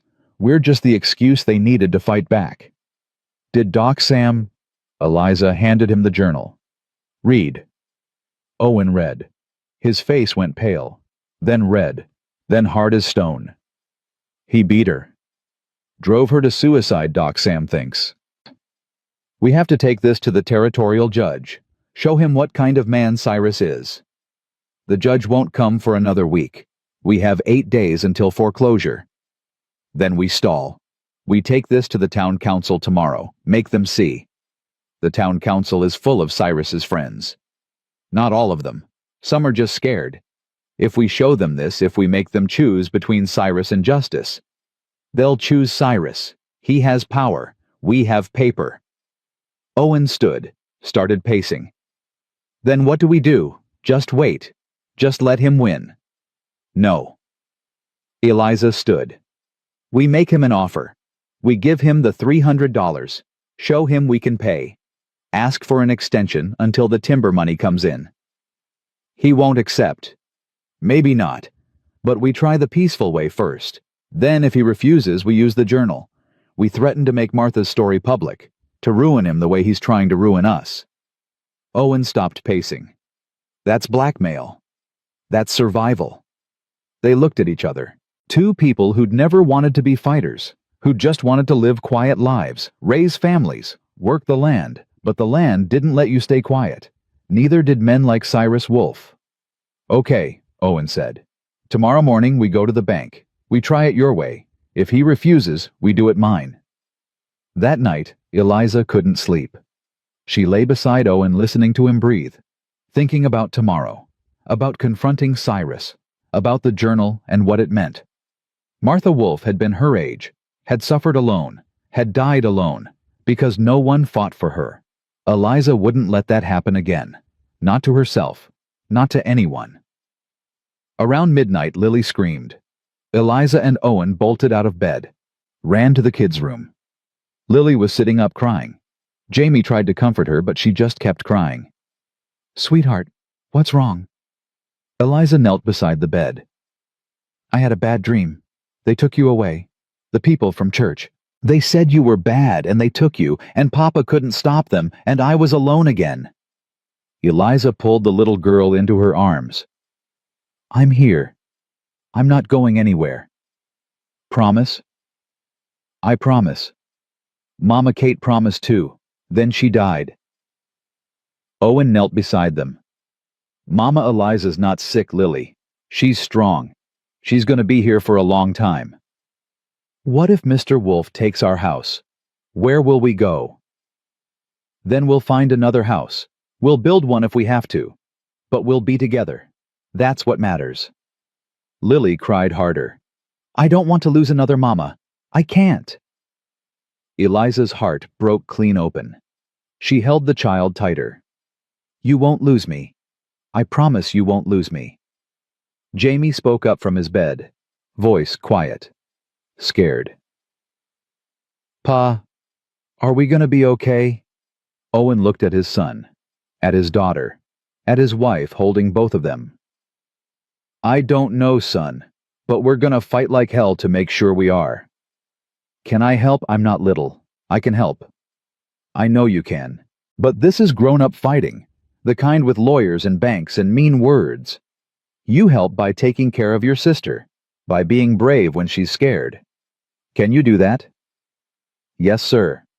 They got Lily settled. Eliza sang her a lullaby, some Irish song her own mother had sung. Lily's breathing slowed, deepened. Sleep. Owen and Eliza went back to their room. Lay down. Didn't talk. Just held hands in the dark. "We can't lose," Eliza whispered. "Those kids can't survive another loss." "I know. So we do whatever it takes. We lie. We cheat. We blackmail. Whatever keeps them safe." Agreed. They fell asleep like that. Two people who'd become parents and partners and fighters all in the span of a week. The weight of it crushing. The hope of it terrifying. Morning came cold and clear. Owen hitched up the wagon. Eliza dressed in her best dress, the one she'd worn to marry Declan. Dark blue. Respectable. "You look beautiful," Owen said. "I look desperate." "Same thing right now." They drove to town, left the kids with Mary McGregor, who'd come over at dawn to watch them. The woman had squeezed Eliza's hand. "You fight. We're praying." The bank sat on Main Street, stone building, intimidating, built to last. Cyrus's office was on the second floor. They climbed the stairs. Each step felt like walking to an execution. Owen knocked. "Come in." They entered. Cyrus sat behind a massive desk, papers spread before him. He looked up, smiled, cold as December. "Mr. and Mrs. Hartley, what a surprise." "We came to make a payment," Owen said. He set the bag of money on the desk. $300, all we owe on Eliza's mortgage. Cyrus didn't touch the bag, just looked at it. "And where did this money come from? That's not your concern." "It is if it's borrowed. If you're taking on debt to pay debt, that's not a solution. That's desperation." "It's not borrowed. It's a gift, from friends." Cyrus laughed. "Friends? You have no friends in this town, Hartley. Everyone knows you married this woman out of obligation. Everyone knows she trapped you." Eliza spoke up. "I didn't trap anyone. We chose each other." Did you choose desperation? Did he choose scandal?" Cyrus leaned back in his chair. "It doesn't matter. I'm not accepting this payment." Owen's hands clenched. The mortgage says payment in full within 30 days of demand, not 10. 30. I gave you 10 out of charity. Now I'm revoking that charity. You have 23 more days. That's not legal. It's perfectly legal. Read the fine print. Cyrus pushed a document across the desk. The lender has the right to extend or retract deadlines at will. I'm exercising that right. Owen looked at the document, saw the clause, felt his stomach drop. "You're playing games," Eliza said, voice flat, dead. "I'm exercising my legal rights. There's a difference." "Why are you doing this? What did I ever do to you?" Cyrus stood, walked around the desk, stood too close to Eliza. "You rejected me. You humiliated me. You chose a broken-down rancher over a man of means and standing. That's what you did. So this is revenge. This is justice. You need to learn your place, Mrs. Hartley. Women like you, independent, proud, ungrateful, you need to be taught humility, and I'm a patient teacher." Owen stepped between them. "Get away from my wife." "Or what? You'll hit me. Please do. Give me a reason to have you arrested. Give me a reason to take your children away for having a violent father." Owen's fist shook. Every muscle wanted to swing, to break Cyrus's perfect teeth, to make him hurt. But Eliza touched his arm. Don't. That's what he wants. She pulled out Doc Sam's journal, set it on the desk. Martha kept records too, medical records, bruises, broken ribs, her own words describing what you did to her, how you beat her, how you drove her to suicide.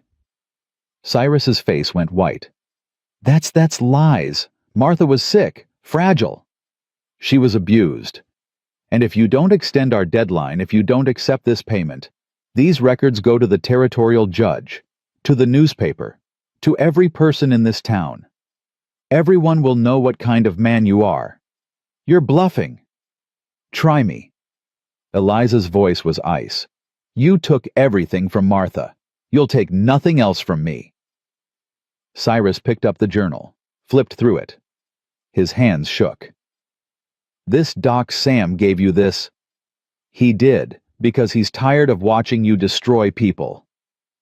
Cyrus set down the journal, sat down hard in his chair. For the first time he looked old, scared. What do you want? Accept the payment. Extend the deadline to 60 days for the rest. When the timber money comes, we'll pay in full. Then we're done. No more threats. No more games. And if I do this, you destroy those records. We keep them. Insurance. But we don't share them, unless you come after us again. Cyrus was silent for a long moment. Then he pulled out a receipt book, wrote quickly, signed, pushed it across the desk. Payment accepted. 60-day extension granted. If you're late, I foreclose immediately. No appeals. No extensions. Understood. Understood. They left, walked down the stairs, out onto the street, didn't speak until they were in the wagon driving away. Then Owen pulled over, put his head in his hands, started shaking. Eliza put her arm around him. It's okay. We won. We blackmailed a man, used his dead wife against him. How is that winning? Because we're still standing. Because we have 60 more days. Because sometimes winning means doing terrible things to survive. I don't want to be that person. Neither do I. But I want to keep my family more than I want to stay clean. Don't you? Owen looked at her. At this woman who'd become his wife, his partner, his conscience and his courage all at once. Yeah, I do. They drove home. Mary McGregor was waiting with the kids. She took one look at their faces and smiled. You did it. We did it. Thank God. The others will be so relieved. After Mary left, the kids ran to them. Jamie hugged Owen. Lily grabbed Eliza's hand. Are we safe now? Lily asked. For now, sweetheart. For now. That night they had dinner as a family. Real dinner. Pot roast Eliza had been cooking all day. Bread, butter, greens from the root cellar. They ate slow, talked, laughed a little, tried to pretend everything was normal. After dinner, Owen took the kids outside to check on the cattle. Eliza washed dishes, stared out the window at her family. She'd bought them 60 days. 60 days to get the timber money. 60 days to figure out how to survive long term. 60 days to become the family they were pretending to be. It wasn't much, but it was something. Doc Sam arrived just after dark. He looked tired, old. He sat at the kitchen table while Eliza poured him coffee. Cyrus came to see me, Doc Sam said, after you left. Eliza's stomach dropped. What did he say? Threatened to ruin me. Take my medical license. Run me out of town. Doc Sam smiled. I told him to try. I'm too old to care and too mean to scare. He left. I'm sorry. I never meant to. Don't apologize for fighting back. Martha would have wanted this. Would have wanted her story to save someone else. Did you love her, Martha? Doc. Sam was quiet for a moment. My wife died 3 years before Martha did. Martha came to me broken and scared, and I patched her up best I could. Did I love her? No. But I cared. And I failed her. Let her go back to that house knowing what waited. That's a guilt I'll carry to my grave. You couldn't have stopped her. She was an adult. She made her choices. Choices made under duress ain't really choices. They're just different kinds of traps. He looked at Eliza. Don't let Owen become like Cyrus. Don't let desperation turn him cruel. Owen's not. Owen's scared. Scared men do desperate things. You've seen it. Hell, you married him out of desperation. Just make sure desperation doesn't become his default. Make sure you both remember why you're fighting. Not just survival. Love. Family. Hope. Doc Sam left. Eliza sat alone in the kitchen, thinking about his words, about desperation and cruelty and the thin line between them. She'd seen that line today, in Cyrus's office, when she'd used Martha's pain as a weapon, when Owen had almost hit Cyrus just to feel powerful. They'd won, but the cost was a piece of their souls. She wondered how many more pieces they could afford to lose before there was nothing left worth saving. Owen came in, saw her face. What's wrong? Doc Sam came by, warned me not to let desperation make us cruel. Too late for that. Maybe. Or maybe we can still pull back, still fight without losing ourselves completely. Owen sat beside her. How? I don't know, but we have to try. Because those kids... She gestured toward the bedroom where Jamie and Lily slept. They're watching us, learning from us.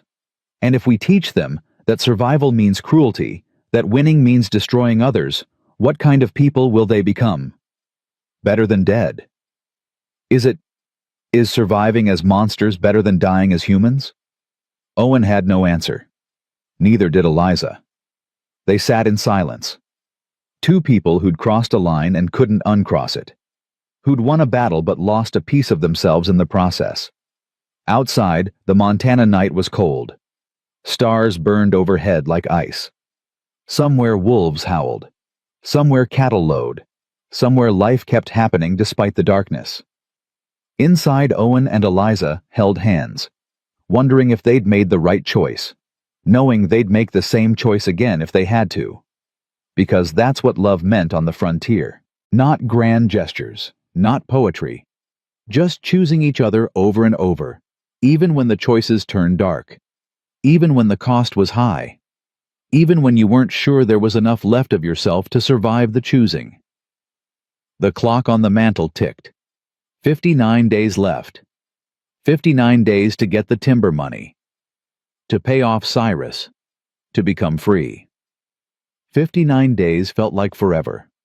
Felt like nothing at all. But it was what they had. So they'd use every second, every choice, every weapon.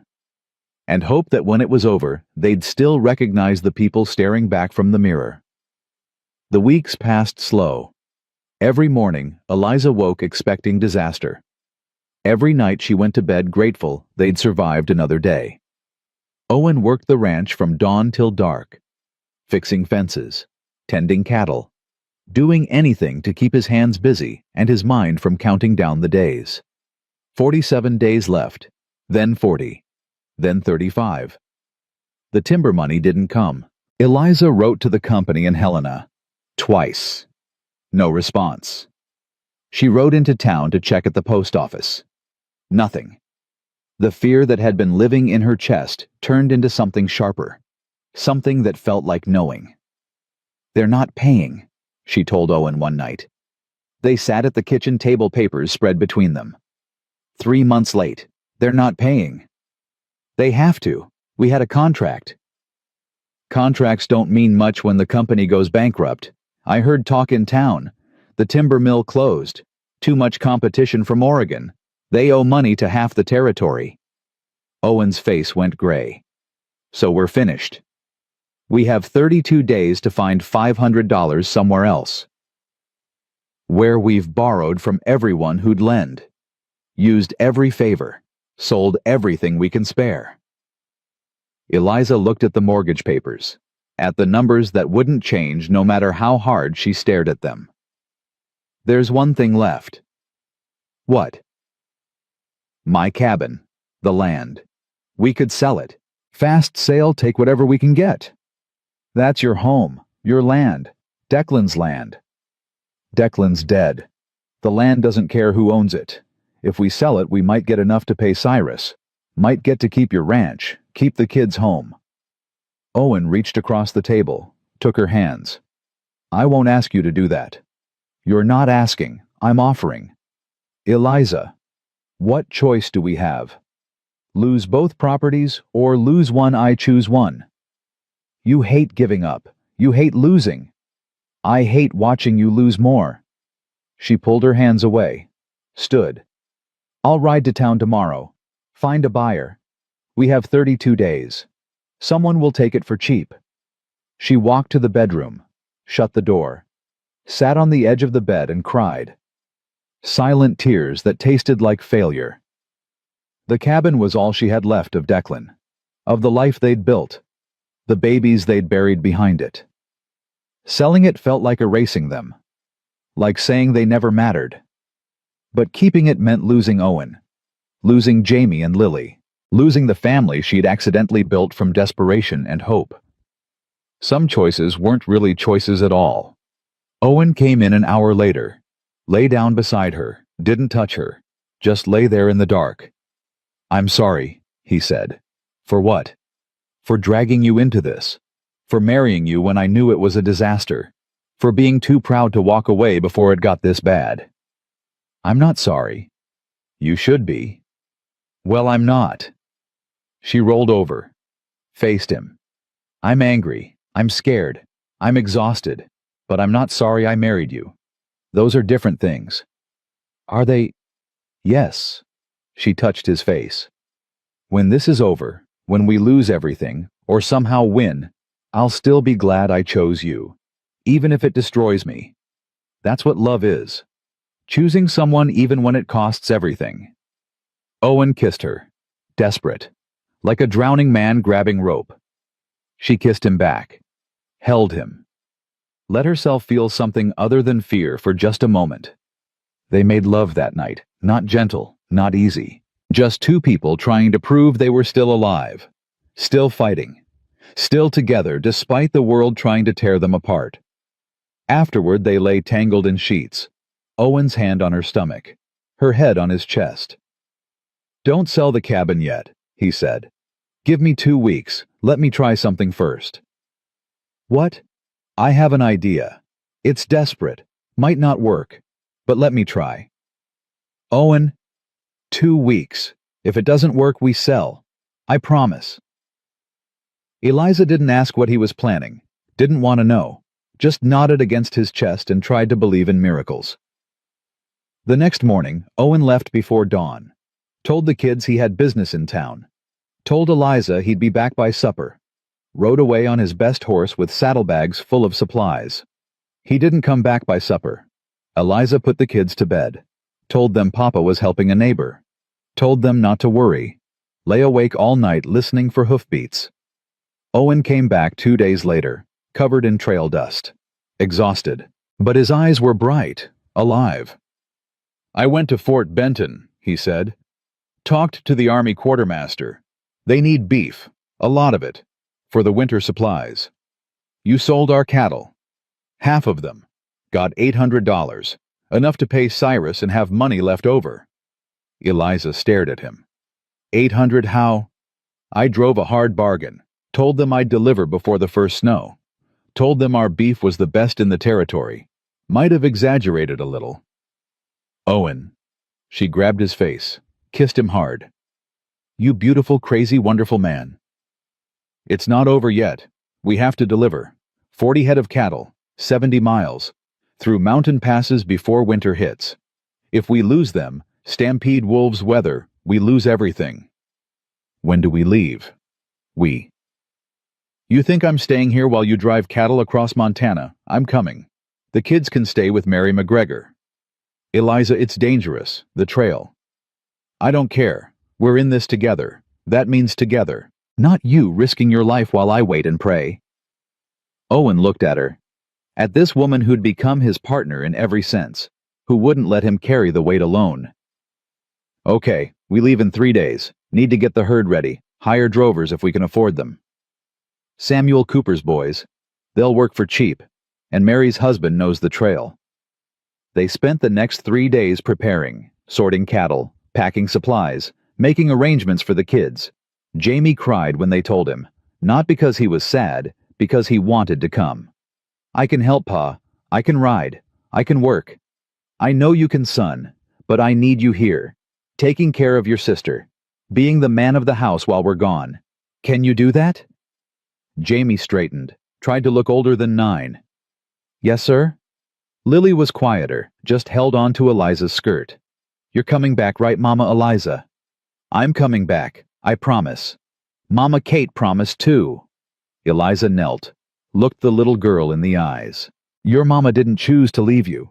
She died because birth is dangerous and sometimes women don't survive. I'm not giving birth. I'm just driving cattle. And I'm strong and stubborn. And I will come back to you. Do you believe me?" Lily searched her face, then nodded. "I believe you." They left on a Tuesday morning. Owen and Eliza. Samuel Cooper's 2 sons, Jack and Thomas, both in their 20s, and Mary McGregor's husband, Duncan, who'd driven cattle to Fort Benton twice before and knew every river crossing and canyon pass. 40 head of cattle, 3 horses each, supplies for 2 weeks. The first 3 days were easy. Flat land, good weather. The cattle moved steady. They made good time. On the 4th day they hit the mountains. The trail narrowed, rocky, steep. The cattle balked, didn't want to climb. Owen and Duncan rode point, pushing them forward. Eliza and the Cooper boys rode flanks, keeping the herd together. By nightfall they'd gone 5 miles. Should have been 15. "At this rate we'll never make it before snow," Duncan said. They sat around the campfire eating jerky and hard bread. And once snow hits these passes, we're trapped. "How long do we have?" Owen asked. "Week. Maybe 2 if we're lucky. But I can smell it coming. Big storm, the kind that buries trails." "Then we push harder tomorrow. Start before dawn. Keep moving till dark." They did. Up at 4, moving by 5. The cattle were exhausted. 2 collapsed halfway up a steep pass. Had to be left behind. Loss they couldn't afford but couldn't prevent. Eliza rode till her legs went numb, till her back screamed, till she couldn't remember what it felt like not to hurt. But she didn't complain, just kept riding. On the 7th day, they reached a river crossing. The river was high, fast, dangerous. "We have to cross here," Duncan said. "Next crossing's 30 miles north. We don't have time." "It's too deep," Jack Cooper said. His younger brother Thomas nodded agreement. "Cattle will panic, drown." "They'll drown, or we'll lose everything waiting," Owen said. "We cross." They pushed the cattle into the water. The current was brutal, knocked 2 cows sideways. They struggled, bawled. Owen spurred his horse into the river, grabbed one cow's horn, pulled. The animal followed. Eliza rode in after him. The water hit her horse chest high, cold as death. She grabbed the second cow, pulled. Her horse stumbled. The current caught them. Everything went sideways. Water, sky, sound. She went under. The current spun her, smashed her against rocks. Her lungs burned. She couldn't find up, couldn't breathe. A hand grabbed her coat, hauled her up. Owen, soaking wet, terrified. He'd jumped off his horse, swam to her, pulled her to shallow water. They collapsed on the bank, both coughing, both shaking. "Don't ever do that again," Owen gasped. "Do what?" "Go under. Disappear. I thought—" His voice broke. "I thought I lost you." "I'm fine, just wet." "You're not fine. You almost drowned." "But I didn't.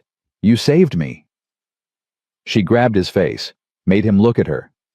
"I'm okay, Owen. We're okay." Duncan rode up. "We lost 3 cows. Rest made it across. We need to keep moving before we lose more light." They moved, soaking wet, freezing, but alive. That night they made camp in a canyon, built a big fire, dried their clothes, ate hot food for the first time in days. Eliza sat close to Owen, shivering despite the fire. He wrapped a blanket around both of them. 37 cattle left, he said. Need 35 to meet the contract. No more losses. We'll make it. You don't know that. No, but I believe it. That's different. Duncan spoke up from across the fire. Storm's coming. Tomorrow or the next day. I can feel it. We need to make Fort Benton before it hits or we're finished. How far? 40 miles. 2 days if the weather holds. 4 if it doesn't. Then we make it in 2. They rode before dawn. Pushed the cattle hard. Too hard. Another cow collapsed. Had to leave it. 36 cattle left. The sky turned gray. Then dark. Wind picked up. Cold wind that smelled like snow. Storm's here, Duncan said. We need shelter. How far to the fort? 30 miles. Can we make it? Not before the storm hits. We need to hole up. Wait it out. We don't have time to wait. We don't have a choice. This storm will kill us and the cattle if we're caught in the open. Owen looked at Eliza, at her face, at the determination there despite the fear. What do you think? He asked. I think we didn't come this far to quit now. I think we push through. We could die. We could lose everything waiting. I'd rather die fighting. Owen turned to Duncan. We push through. Duncan shook his head. You're both crazy. But okay. We push. The snow started an hour later. Light at first. Then heavier. Then so thick they couldn't see 10 feet ahead. The cattle slowed, bunched together, scared. Eliza rode beside them, singing. Irish songs her mother had taught her.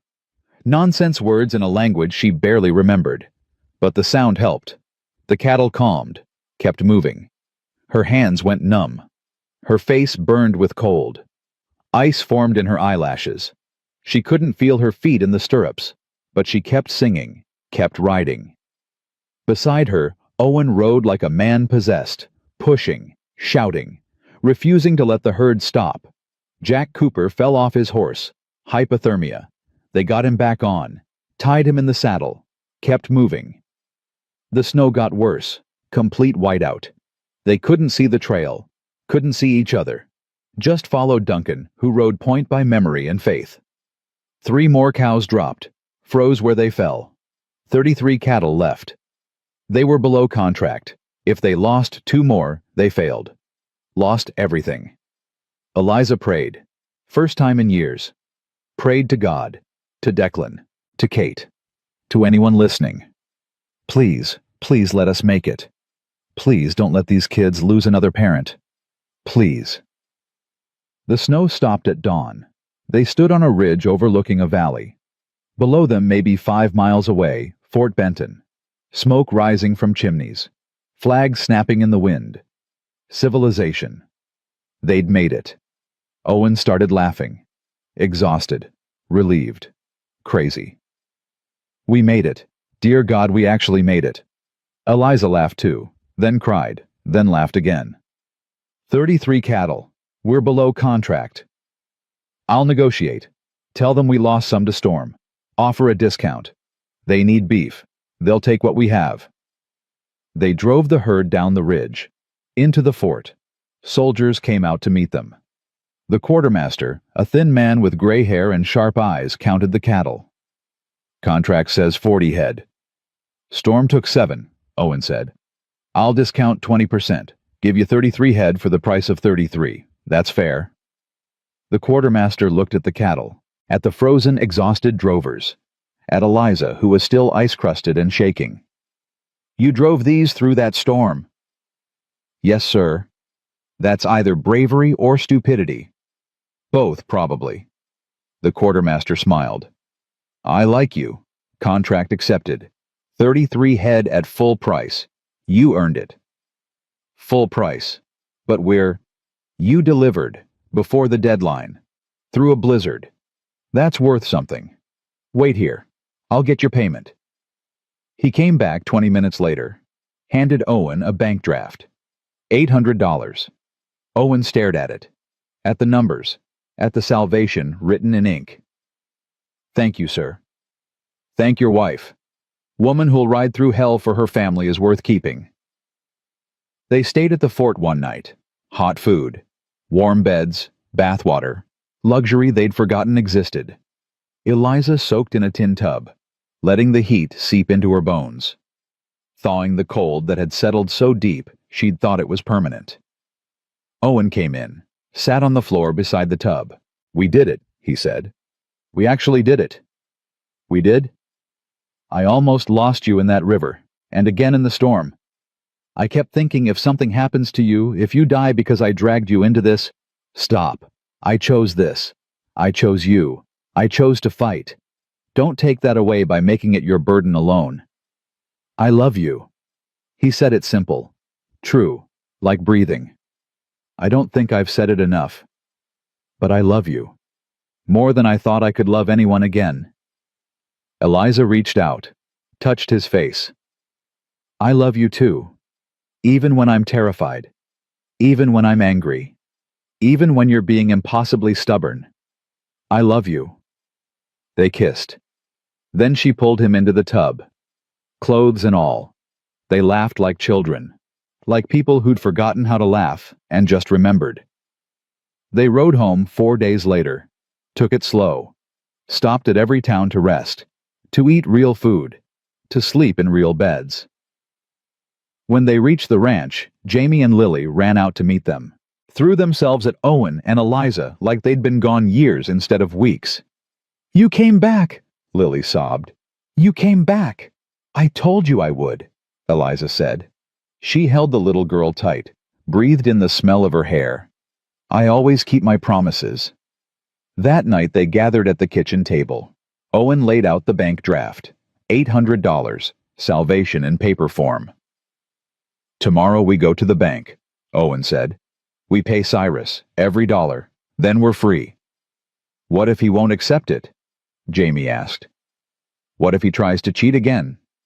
"Then we have witnesses, we have proof, and we have friends who'll stand with us. He can't cheat us this time. We're too prepared." Eliza looked at her family. At the children who'd become hers. At the husband who'd become her partner. At the life they'd built from disaster. They'd survived. Barely. At terrible cost. But they'd survived. Tomorrow they'd face Cyrus. Tomorrow they'd win or lose everything. But tonight, they were together. They were home. They were alive. And that was enough. Morning came cold and bright. They dressed in their best clothes. Owen in his Sunday suit. Eliza in her blue dress. Jamie and Lily in clean shirts and combed hair. They rode to town as a family. United. The bank was full when they arrived. Word had spread. The town knew this was the day. Pay or forfeit. Win or lose. Samuel Cooper was there. Mary McGregor. Doc Sam. Thomas Johnson. All the families who'd lent them money. All the people who'd chosen their side. And there was Cyrus. Behind his desk. Waiting. Owen walked forward. Laid the bank draft on the desk. $800. Payment in full for Eliza's mortgage and mine, with interest. We're paid up. Contract satisfied. Cyrus picked up the draft. Examined it. His face was stone. "This is from Fort Benton Quartermaster." "It is. We sold cattle. Fulfilled a government contract. Legal and binding. And you're certain you want to pay. Once I take this, you're out of cash. No reserves. One bad winter and you're finished." "We'll take our chances." Cyrus looked at Eliza. At Owen. At the family standing united. At the community backing them. He'd lost. And he knew it. "Very well." He stamped the receipts, signed them, pushed them across the desk. "Paid in full. Both properties clear.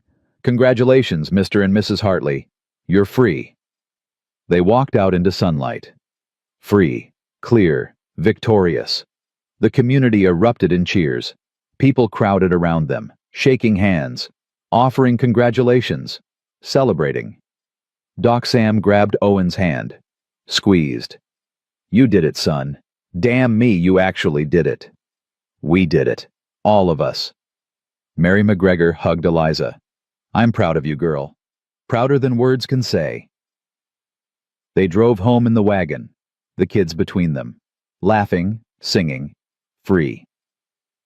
That night, after the kids were asleep, Owen and Eliza stood on the porch, looking out at their land, their home, their future. "What do we do now?" Eliza asked. "Live. Just live. Work the land. Raise the kids. Grow old together if we're lucky." Sounds boring. After the last 2 months, boring sounds perfect. She leaned against him. He put his arm around her. They stood like that as the stars came out, as the night turned cold, as the world kept spinning. They'd fought, they'd bled, they'd almost died, but they'd won. Not because they were stronger than Cyrus, not because they were smarter or richer or better. They'd won because they fought together, because they refused to give up, because love, messy, desperate, imperfect love, was stronger than fear. And that was worth everything. Winter came early that year. Snow fell the week after they paid Cyrus, blanketing the ranch in white that sparkled under pale sun. Owen and Eliza worked from dawn till dark, preparing for the cold months ahead. Splitting wood, storing food, reinforcing the barn against wind that could freeze cattle where they stood. But something had changed. The fear that had lived in Eliza's chest for months was gone, replaced by something she'd forgotten existed. Peace. Not happiness exactly, just the absence of terror. The ability to wake up without immediately counting days till disaster. It felt strange, foreign, like wearing someone else's skin. Jamie noticed first. He came into the kitchen one morning while Eliza was making breakfast, stood watching her for a long moment. "You're different, Mama Eliza." She turned from the stove. "Different how?" "You smile now. Real smiles. Not the scared kind." Eliza hadn't realized she'd been doing that. Smiling scared. But hearing Jamie name it made something in her chest crack open. She knelt down, pulled him close. "I'm not scared anymore, sweetheart. We're safe now. All of us. Promise? I promise." Jamie hugged her tight, then pulled back, looked at her with those two old eyes. "I'm glad Papa married you, even when it was scary. Even when we almost lost everything. I'm glad." "Me too, baby. Me too." That afternoon, Doc Sam arrived, rode up on his old mare medical bag strapped behind his saddle. Eliza met him on the porch. "Someone sick?" "No, just making rounds, checking on folks before the passes close." He climbed down stiffly. "Also wanted to see how you're settling, after everything." They sat on the porch. Eliza brought coffee. They drank in comfortable silence for a while. "Cyrus left," Doc Sam said finally. "Took the train east 3 days ago, sold his bank holdings to a group from Helena, packed up and disappeared." Eliza felt nothing, no satisfaction, no relief, just emptiness where anger used to be. "Good. He can't hurt anyone else here. He left something for you, asked me to deliver it." Doc Sam pulled an envelope from his coat, said it was an apology for what it's worth. Eliza took the envelope, her name written in careful script on the front. She opened it. Inside was a single sheet of paper and a bank draft. The paper read, "I loved Martha. I destroyed her. I tried to do the same to you. I'm sorry. This doesn't fix anything, but it's all I have left to give." The bank draft was for $300, the exact amount the community had lent them. Eliza handed both to Doc Sam. "Give the money to Mary McGregor. Tell her to distribute it to everyone who helped us. Tell them it's from us, not Cyrus. I don't want his guilt money." "You sure $300 is—" "I'm sure. We pay our own debts, not with his blood money." Doc Sam nodded, tucked the draft away. "You're a hard woman, Eliza Hartley."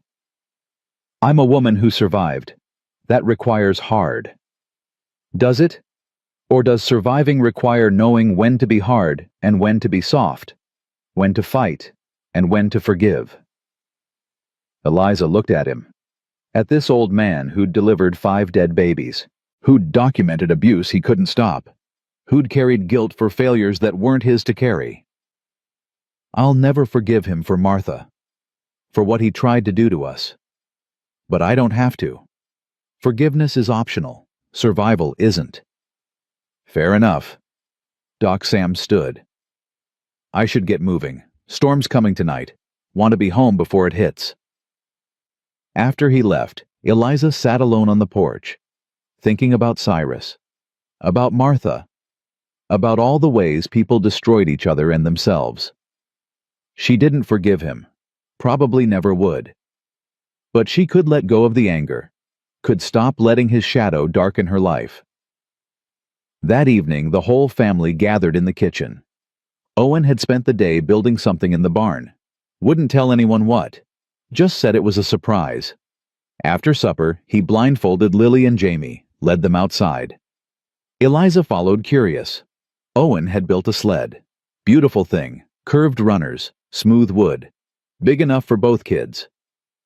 For you, he said, for being brave, for trusting Mama Eliza and me, for surviving all the scary parts. Lily screamed with joy. Jamie grinned so wide his face might split. They dragged the sled to the nearest hill, spent the next hour racing down the slope, laughing, falling, racing again. Eliza stood beside Owen, watching their children play, feeling something so big in her chest, she couldn't name it. Thank you, she said. For what? For them. For this. For giving me a family when I thought I'd never have one. Owen pulled her close. You gave us more. You gave us someone to fight for. Someone worth surviving for. That's everything. That night, after the kids were asleep, Owen and Eliza lay in bed. The house creaked in the wind. Snow tapped against the windows. But inside was warm. Safe. I want to do something, Eliza said. Something important. What? I want to go back to my cabin. To the graves. Say goodbye properly.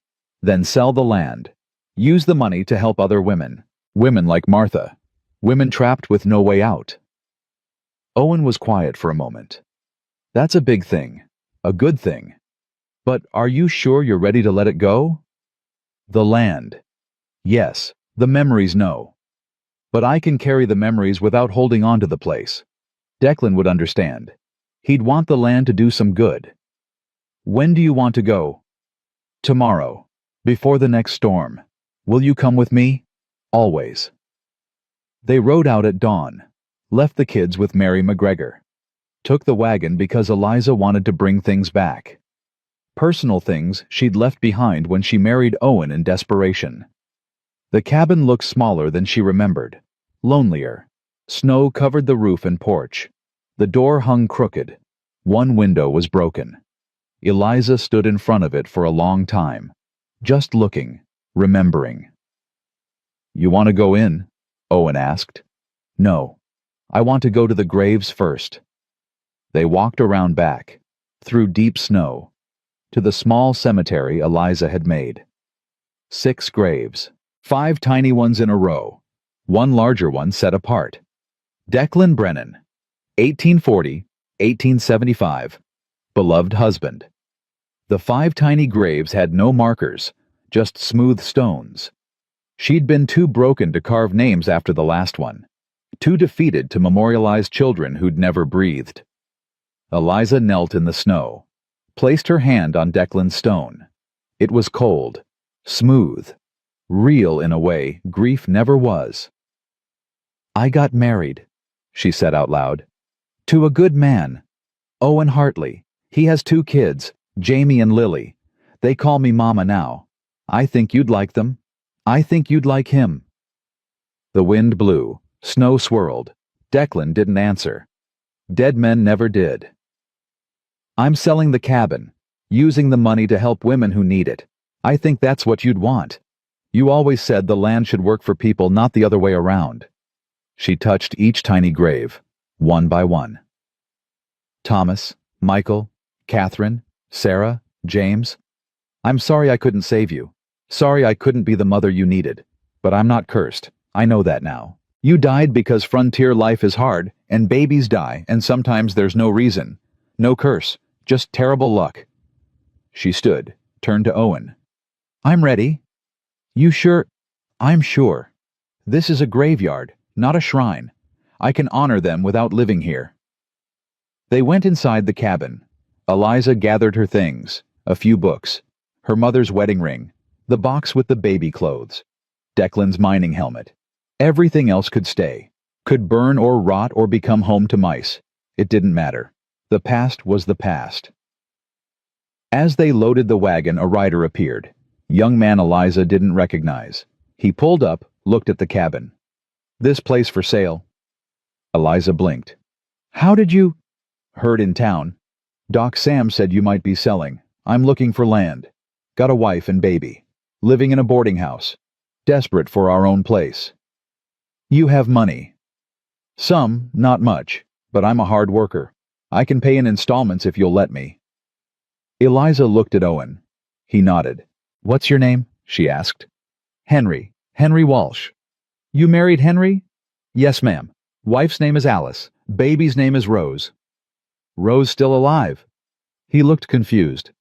"Yes, ma'am. 6 months old. Healthy as a horse." Eliza felt tears coming. Pushed them down. "Good. That's good. The cabin's yours. $50 down. Rest when you can pay it. No interest. No deadline. Just take care of the place. And Henry." "Yes, ma'am." "Those graves out back, they stay. You maintain them. Keep them clear. That's part of the deal." "Yes, ma'am. I will." They rode away. Eliza didn't look back.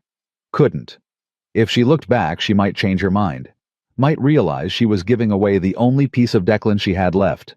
But forward was better than back. Living was better than haunting. And those graves would be tended by a family who knew how precious life was. That mattered. They got home at dusk. The kids ran out to meet them. Lily grabbed Eliza's hand. "Did you cry?" "A little, but happy tears too." "How can tears be happy and sad?" "Because people are complicated, sweetheart. We can feel two things at once. Sad about what's gone. Happy about what's here." That made sense to Lily in the way only 6-year-olds could understand. She nodded solemnly. "Okay. I'm glad you're home." "Me too, baby." Christmas came 2 weeks later. The first Christmas Eliza had celebrated in 3 years. She'd spent the past 2 alone in her cabin, refusing joy, refusing hope, refusing everything except survival. But this year was different. This year she had family. This year she had a reason to celebrate. They didn't have much money. Most of it went to supplies and feed for the cattle. But Owen carved toys. A horse for Jamie. A doll for Lily. Eliza sewed clothes. A new shirt for Owen. Dresses for the kids. Christmas morning was chaos. The kids screamed with joy. Played with their toys till they broke them, then played with them broken. Ate too much. Laughed too loud. Filled the house with noise and life. Eliza watched from the kitchen. Overwhelmed. Grateful. Terrified she'd wake up and discover it was all a dream. Owen found her there. Wrapped his arms around her from behind. "You okay?" "I'm scared." "Of what?" "Of losing this. Of something happening. Of God or fate or whatever deciding I've been happy long enough and taking it all away." "That's not how it works." "Isn't it? I was happy with Declan. Lost him. I was happy pregnant. Lost all 5 babies. Every time I find something good, it gets ripped away." Owen turned her around. Made her look at him. "Or, every time you lost something, you survived. Built something new. Found a way forward. Maybe that's the pattern. Not loss. Survival. Endurance. Becoming stronger every time." "I don't want to be strong. I want to be happy." "Then be happy. Right now. In this moment. Don't borrow tomorrow's pain. Just be here. With me. With them. Be happy." Eliza closed her eyes. Breathed. Let herself feel the warmth, the noise, the life happening all around her. "Okay," she whispered. "I'll try." That afternoon there was a knock on the door. Eliza opened it. Found Abigail Marsh standing there. The woman looked uncomfortable. Scared. Holding a basket covered with cloth. Mrs. Hartley, may I come in? Eliza wanted to say no, wanted to slam the door, but something in Abigail's face stopped her. Vulnerability, shame. Come in. They sat at the kitchen table. Owen took the kids outside to play in the snow. Give them privacy. Abigail set down the basket. I brought bread and preserves for Christmas. Thank you. I also came to apologize for the things I said, the things I did, bringing the church to your home, judging you, all of it. I was wrong. Eliza said nothing, just waited. I was married once. Abigail continued. Long time ago, back east. He drank, hit me, I left, ran away in the night, came here to start over. The town never knew. I built a reputation as a proper woman, a moral woman, but inside I was terrified someone would find out, would see the truth, that I was a woman who'd failed at marriage, who'd abandoned her husband. You didn't abandon him, you escaped. I know that now, but then I thought I was cursed, broken. So I judged everyone else, made myself feel better by tearing others down. You reminded me of myself, strong, independent, refusing to break. I hated you because I hated that part of me. Eliza looked at this woman who'd been her enemy, saw the pain there, the regret. I forgive you, she said. Simple, true. Abigail's eyes filled with tears. Just like that. Just like that. Life's too short for grudges. Too hard for more enemies. You want to start over. We start over. Thank you. Abigail stood. I should go. But if you ever need anything, if you ever want to talk, I'm here. After she left, Owen came back inside. What was that about? Redemption. Hers or mine, I'm not sure. Does it matter? No, I guess it doesn't. The winter passed slow, cold days and colder nights. But the house was warm, full. The kids grew. Jamie shot up 3 inches. Lily learned to read. Both of them thrived in ways they hadn't before. And one morning in late February, Eliza woke up sick, stomach churning, head spinning. She barely made it outside before she vomited.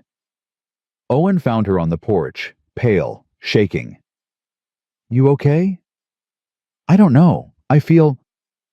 She stopped, counted backwards, realized.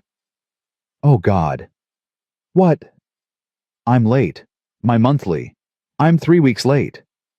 Owen's face went pale. You think... I don't know.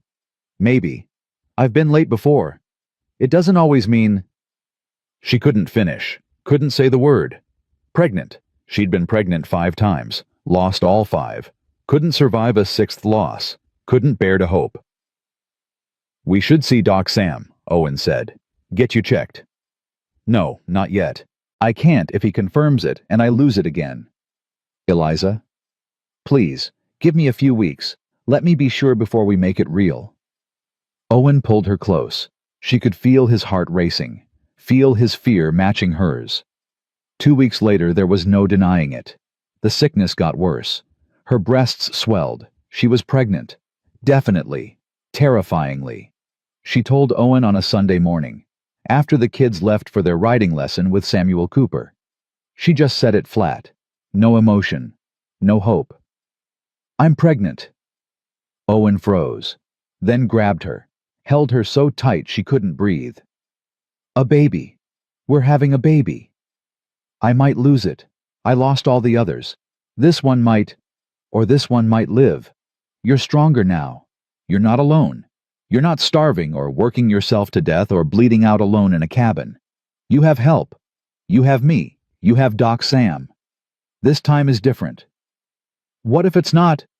Then we'll survive it, together. But what if it is different? What if this baby lives? What if we get to hold them and raise them and watch them grow? Isn't that possibility worth the risk? Eliza wanted to believe him, wanted to hope, but hope was terrifying. Hope was dangerous. Still, she nodded. Okay. We try. We hope. And if I lose it, we'll grieve together, but we won't give up before we've even started. Doc Sam confirmed it 2 days later, examined her thoroughly, asked about her history, the 5 losses, the causes if she knew them. You're about 8 weeks along, he said. Baby's heartbeat is strong. Everything looks good. But I want to see you every 2 weeks. Monitor closely. Make sure you rest. Eat well. Don't work yourself ragged. I have a ranch to run. You have a husband to run the ranch. You have kids who can do chores. Your job now is to grow this baby. Understand? She understood. But understanding and obeying were different things. The months passed in a blur of fear and wonder. Her belly grew. The baby moved, kicked, real in a way the others had never become. They'd all died before the quickening, before she could feel them move. But this one was alive, active, fighting to exist. Jamie and Lily were thrilled, argued over names, argued over whether it would be a boy or girl, made plans for teaching the baby to ride and read and catch fish. Eliza let them plan. Let herself imagine a future where this baby lived, where she got to be a mother to a living child. It was the hardest thing she'd ever done. Harder than burying 5 babies. Harder than losing Declan. Harder than fighting Cyrus. Hoping was hardest of all. She went into labor on a September morning. Early. 2 weeks before Doc Sam expected. The pain hit fast and hard. No warning. Just agony that doubled her over. Owen got her to bed, sent Jamie for Doc Sam, sent Lily to Mary McGregor, then sat beside Eliza holding her hand while she screamed. Doc Sam arrived within an hour, examined her. His face was grave. Baby's coming. Now. No time to wait. Is it, will it? I don't know, Eliza. Baby's early, but not too early. We just have to see. The labor lasted 6 hours. Brutal hours. Eliza screamed, cursed, begged God to let this one live. Just this one. Please. Owen held her hand through all of it. Let her squeeze till his bones creaked. Whispered encouragement. Prayed out loud when she couldn't. And then finally the baby came, in a rush of fluid and blood and pain. Silence. Terrible silence. Eliza's heart stopped. Not again. Please, God, not again. Then a cry. Thin. Weak. But real. A baby's cry. Doc Sam held up the baby. Tiny. Red. Screaming. It's a girl. And she's alive. Eliza sobbed. Great heaving sobs that shook her whole body. Owen cried too. Just held Eliza and cried like a child. Doc Sam cleaned the baby, wrapped her, placed her in Eliza's arms. She's small, but she's strong. Got good lungs, good color. I think she's gonna make it. Eliza looked at the tiny face, at the eyes that couldn't focus yet, at the impossibly small fingers wrapped around her thumb. Hope, she whispered. Her name is Hope. Owen touched the baby's head. Hope Brennan Hartley. Brennan. For Declan. He'd want that. Eliza's throat closed. Yeah, he would. They sat there for a long time. Just the 3 of them. A family that shouldn't exist. That had fought and bled and survived against all odds. Hope fell asleep in Eliza's arms. Owen leaned his head against Eliza's shoulder. Outside, the Montana sky turned gold, then pink, then purple as the sun set. Doc Sam packed his instruments. I'll check on you tomorrow. But Eliza, you did it. You grew a living baby. You're not cursed. Never were.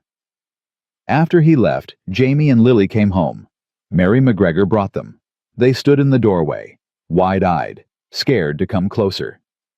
Come meet your sister, Owen said. They crept forward, looked at the tiny bundle. She's so small, Jamie whispered.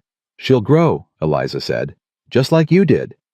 What's her name? Lily asked. Hope. Lily smiled. That's perfect, because we hoped for her, and she came. That night the whole family slept in one room. Owen and Eliza in bed with Hope between them. Jamie and Lily on bedrolls nearby. All of them together. Safe. Whole.